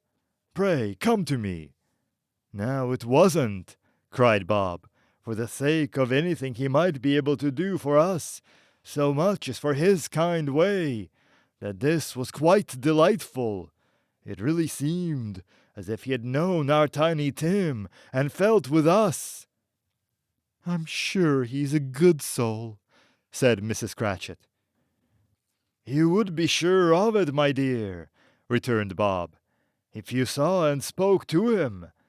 I shouldn't be at all surprised, mark what I say, if he got Peter a better situation. Oh, hear that, Peter? Said Mrs. Cratchit. And then, cried one of the girls, Peter will be keeping company with someone and setting up for himself. Get along with you, retorted Peter, grinning. It's just likely as not, said Bob. One of these days. Though there's plenty of time for that, my dear. But however and whenever we part from one another, I'm sure we shall none of us forget poor Tiny Tim, shall we?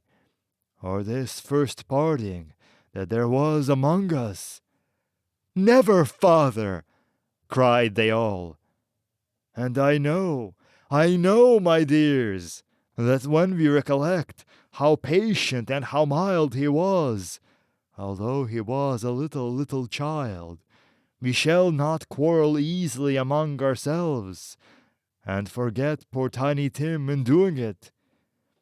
No, never, father, they all cried again.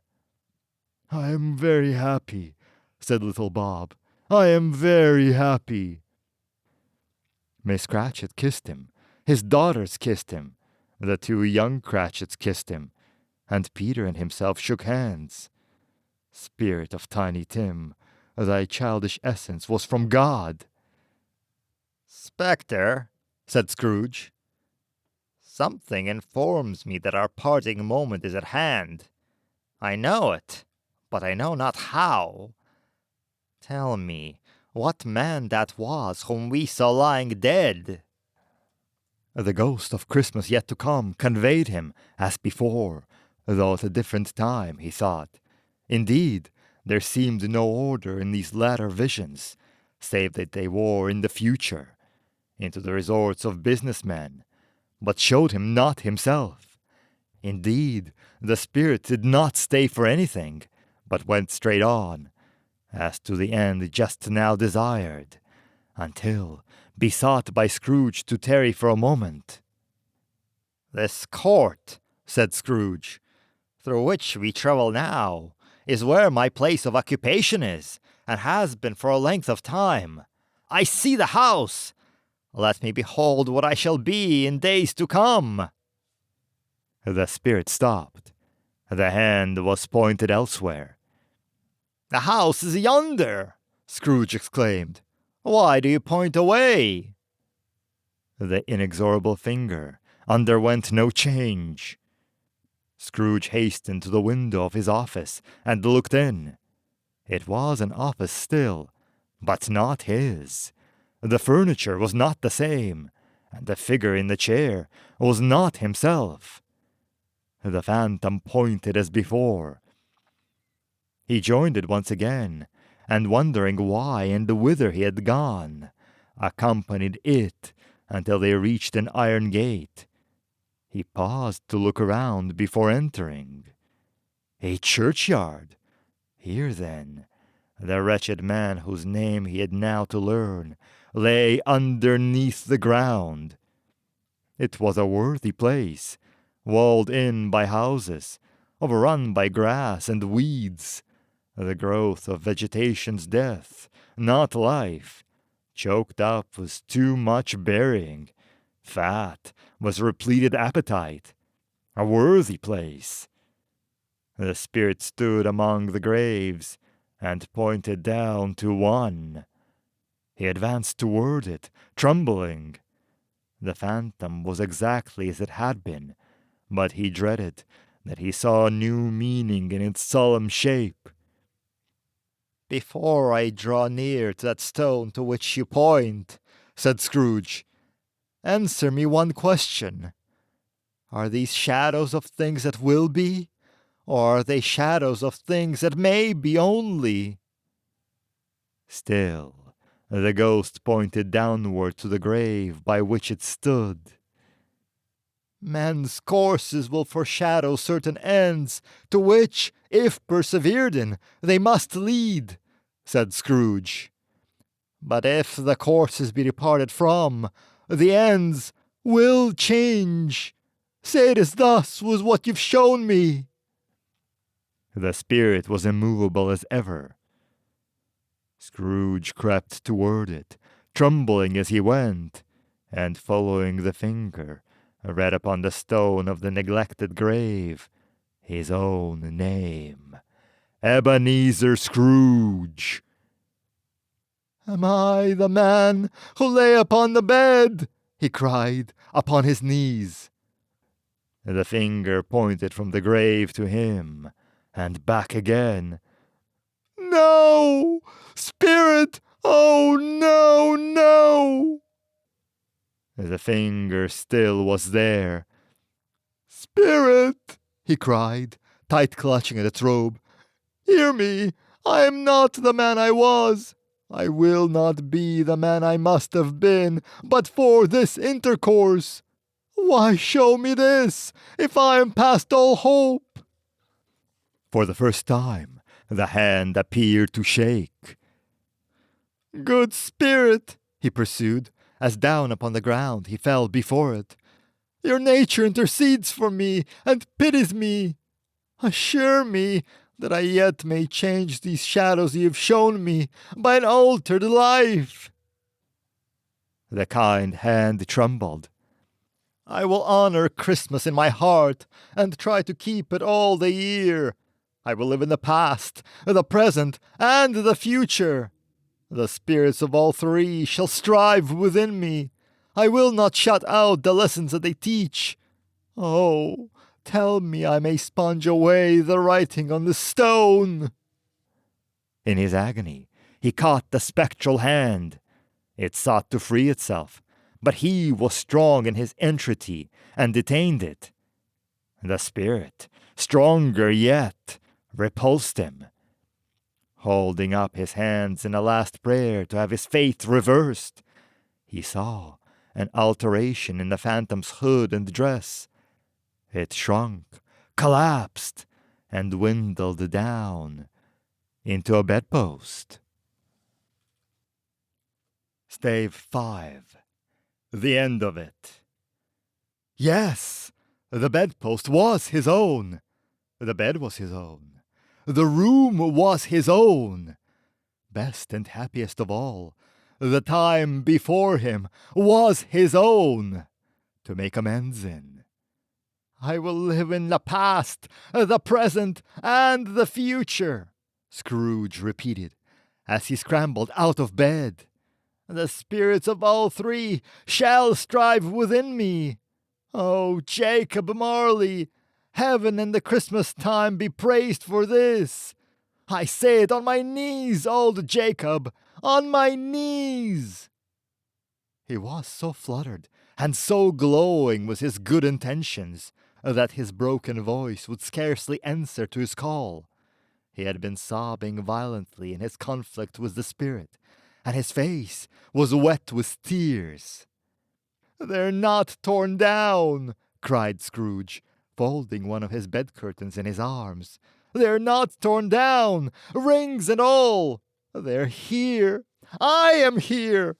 The shadows of the things that would have been may be dispelled. They will be. I know they will." His hands were busy with his garments all this time, turning them inside out, putting them on upside down, tearing them, mislaying them, making them parties to every kind of extravagance. I don't know what to do, cried Scrooge, laughing and crying in the same breath, and making a perfect raccoon of himself with his stockings. I'm as light as a feather. I'm as happy as an angel. I'm as merry as a schoolboy. I'm as giddy as a drunken man. A Merry Christmas to everybody. A Happy New Year to all the world. Hello here! Whoop! Hello! He had frisked into the sitting room and was now standing there, perfectly winded. There's the saucepan that the gruel was in, cried Scrooge, starting off again and going around the fireplace. There's the door by which the ghost of Jacob Marley entered. There's the corner where the ghost of Christmas Present sat. There's the window where I saw the wandering spirits. It's all right. It's all true. It all happened. Ha ha ha ha! Really, for a man who had been out of practice for so many years, it was a splendid laugh, a most illustrious laugh, the father of a long, long line of brilliant laughs. I don't know what day of the month it is, said Scrooge. I don't know how long I've been among the spirits. I don't know anything. I'm quite a baby. Never mind. I don't care. I'd rather be a baby. Halloo! Whoop! Halloo here! He was checked in his transports by the churches ringing out the lustiest peals he had ever heard. Clash, clang, hammer, ding dong dell, bell dong ding, hammer clang clash. Oh, glorious, glorious. Running to the window, he opened it and put out his head. No fog, no mist. Clear, bright, jovial, cold. Cold, piping for the blood to dance to. Golden sunlight, heavenly sky, sweet fresh air, merry bells. Oh, glorious, glorious. What's today? Cried Scrooge, calling downward to a boy in Sunday clothes, who perhaps had loitered in to look about him. Eh? Returned the boy, with all his might of wonder. What's today, my fine fellow? Said Scrooge. Today? Replied the boy. Why, Christmas Day. It's Christmas Day, said Scrooge to himself. I haven't missed it. The spirits have done it all in one night. They can do anything they like. Of course they can. Of course they can. Hello, my fine fellow. Hello, returned the boy. Do you know the Poulterers in the next street but one at the corner? Scrooge inquired. I should hope I do, replied the lad. An intelligent boy, said Scrooge. A remarkable boy.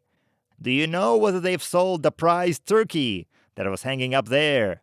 Not the little prize turkey, the big one. What, the one as big as me? Returned the boy. What a delightful boy, said Scrooge. It's a pleasure to talk to him. Yes, my buck. It's hanging there now, replied the boy. Is it? Said Scrooge. Go and buy it. What-ker? Exclaimed the boy. No, no, said Scrooge. I'm in earnest. Go and buy it, and tell 'em to bring it here, that I may give them the direction where to take it. Come back with the man, and I'll give you a shilling. Come back with him in less than 5 minutes, and I'll give you half a crown. The boy was off like a shot. He must have had a steady hand at the trigger, who could have got the shot off half as fast. I'll send it to Bob Cratchit's, whispered Scrooge, rubbing his hands and splitting with a laugh. He shan't know who sent it. It's twice the size of Tiny Tim. Joe Miller never made such a joke as sending it to Bob's will be.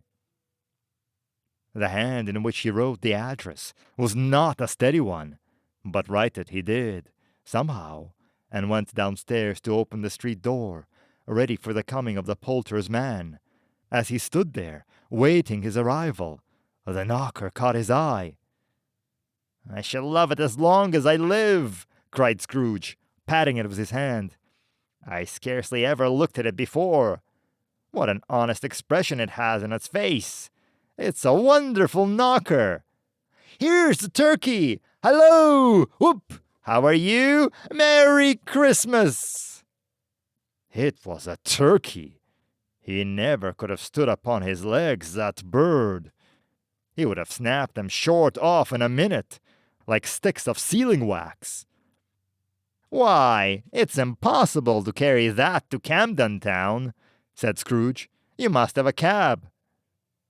The chuckle with which he said this, and the chuckle with which he paid for the turkey, and the chuckle with which he paid for the cab, and the chuckle with which he recompensed the boy, were only to be exceeded by the chuckle with which he sat down breathless in his chair again, and chuckled till he cried. Shaving was not an easy task, for his hand continued to shake very much, and shaving requires attention, even when you don't dance while you're at it. But if he had cut the end of his nose off, he would have put a piece of sticking plaster over it, and been quite satisfied. He dressed himself all in his best, and at last got out into the streets. The people were by this time pouring forth, as he had seen them with the ghost of Christmas present, and walking with his hands behind him, Scrooge regarded every one with a delighted smile. He looked so irresistibly pleasant, in a word, that 3 or 4 good-humored fellows said, "Good morning, sir, a Merry Christmas to you." And Scrooge said often afterwards that of all the blithe sounds he had ever heard, those were the blithest to his ears. He had not gone far, when coming on towards him, he beheld the portly gentleman who had walked into his counting-house the day before, and said, "Scrooge O'Malley's, I believe." It sent a pang across his heart to think how this old gentleman would look upon him when they met. But he knew what path lay straight before him, and he took it. "My dear sir," said Scrooge, quickening his pace, and taking the old gentleman by both his hands. "how do you do? I hope you succeeded yesterday. It was very kind of you. A Merry Christmas to you, sir." Mr. Scrooge? "Yes," said Scrooge, "that is my name, and I fear it may not be pleasant to you. Allow me to ask your pardon, and will you have the goodness—" Here Scrooge whispered in his ear. Lord bless me, cried the gentleman, as if his breath were taken away. My dear Mr. Scrooge, are you serious? "If you please," said Scrooge, "not a farthing less. A great many back payments are included in it, I assure you. Will you do me that favor?" My dear sir, said the other, shaking hands with him. I don't know what to say to such "Don't say anything, please," retorted Scrooge. "Come and see me. Will you come and see me?" I will, cried the old gentleman, and it was clear that he meant to do it. "Thankee," said Scrooge. "I am much obliged to you. I thank you 50 times. Bless you." He went to church, and walked about the streets, and watched the people hurry to and fro, and patted the children on the head, and questioned beggars, and looked down into the kitchens of houses, and up to the windows, and found that everything could yield him pleasure. He had never dreamed that any walk, that anything, could give him so much happiness. In the afternoon he turned his steps toward his nephew's house. He passed the door a dozen times before he had the courage to go up and knock. But he made a dash and did it. "Is your master at home, my dear?" said Scrooge to the girl. Nice girl, very. "Yes, sir." "Where is he, my love?" said Scrooge. He is in the dining room, sir, along with Mistress. I'll show you upstairs, if you please." "Thank ye, he knows me," said Scrooge, with his hand already on the dining-room lock. "I'll go in here, my dear." He turned it gently and sidled his face in, round the door. They were looking at the table, which was spread out in great array, for these young housekeepers are always nervous on such points, and like to see that everything is right. "Fred," said Scrooge. Dear heart alive, how his niece by marriage started! Scrooge had forgotten, for the moment, about her sitting in the corner with the footstool, or he wouldn't have done it on any account. "Why, bless my soul!" cried Fred. "Who's that?" "It's I, your Uncle Scrooge. I've come to dinner. Will you let me in, Fred?" Let him in! It is mercy he didn't shake his arm off. He was at home in 5 minutes. Nothing could be heartier. His niece looked just the same. So did Topper when he came. So did the plump sister when she came. So did everyone when they came. Wonderful party, wonderful games, wonderful unanimity, wonderful happiness. But he was early at the office the next morning. Oh, he was early there. If he could only be there first, and catch Bob Cratchit coming late. That was the thing he had set his heart upon. And he did it. Yes, he did. The clock struck 9. No Bob. 1/4 past. No Bob. He was full 18 minutes and a half behind his time. Scrooge sat with his door wide open, that he might see him come into the tank. His hat was off before he opened the door. His comforter, too. He was on his stool in a jiffy, driving away with his pen, as if he were trying to overtake 9 o'clock. "Hello," growled Scrooge in his accustomed voice, as near as he could feign it. "What do you mean by coming here at this time of day?" "I'm very sorry, sir," said Bob. "I am behind my time." "You are?" repeated Scrooge. "Yes, I think you are. Step this way, sir, if you please." "It's only once a year, sir," pleaded Bob, appearing from the tank. "It shall not be repeated. I was making rather merry yesterday, sir." "Now, I'll tell you what, my friend," said Scrooge. "I'm not going to stand this sort of thing any longer. And therefore," he continued, leaping from his stool and giving Bob such a dig in the waistcoat that he staggered back into the tank again, "and therefore, I'm about to raise your salary." Bob trembled and got a little nearer to the ruler. He had a momentary idea of knocking Scrooge down with it, holding him and calling to the people of the court for help and a straight waistcoat. "A Merry Christmas, Bob," said Scrooge, with an earnestness that could not be mistaken, as he clapped him on the back. "A merrier Christmas, Bob, my good fellow, than I have given you for many a year. I'll raise your salary, and endeavor to assist your struggling family, and we will discuss your affairs this very afternoon, over a Christmas bowl of smoking bishop, Bob. Make up the fires, and buy another coal scuttle before you dot another I, Bob Cratchit." Scrooge was better than his word. He did it all, and infinitely more. And to Tiny Tim, who did not die, he was a second father. He became as good a friend, as good a master, and as good a man as the good old city knew, or any other good old city, town, or borough in the good old world.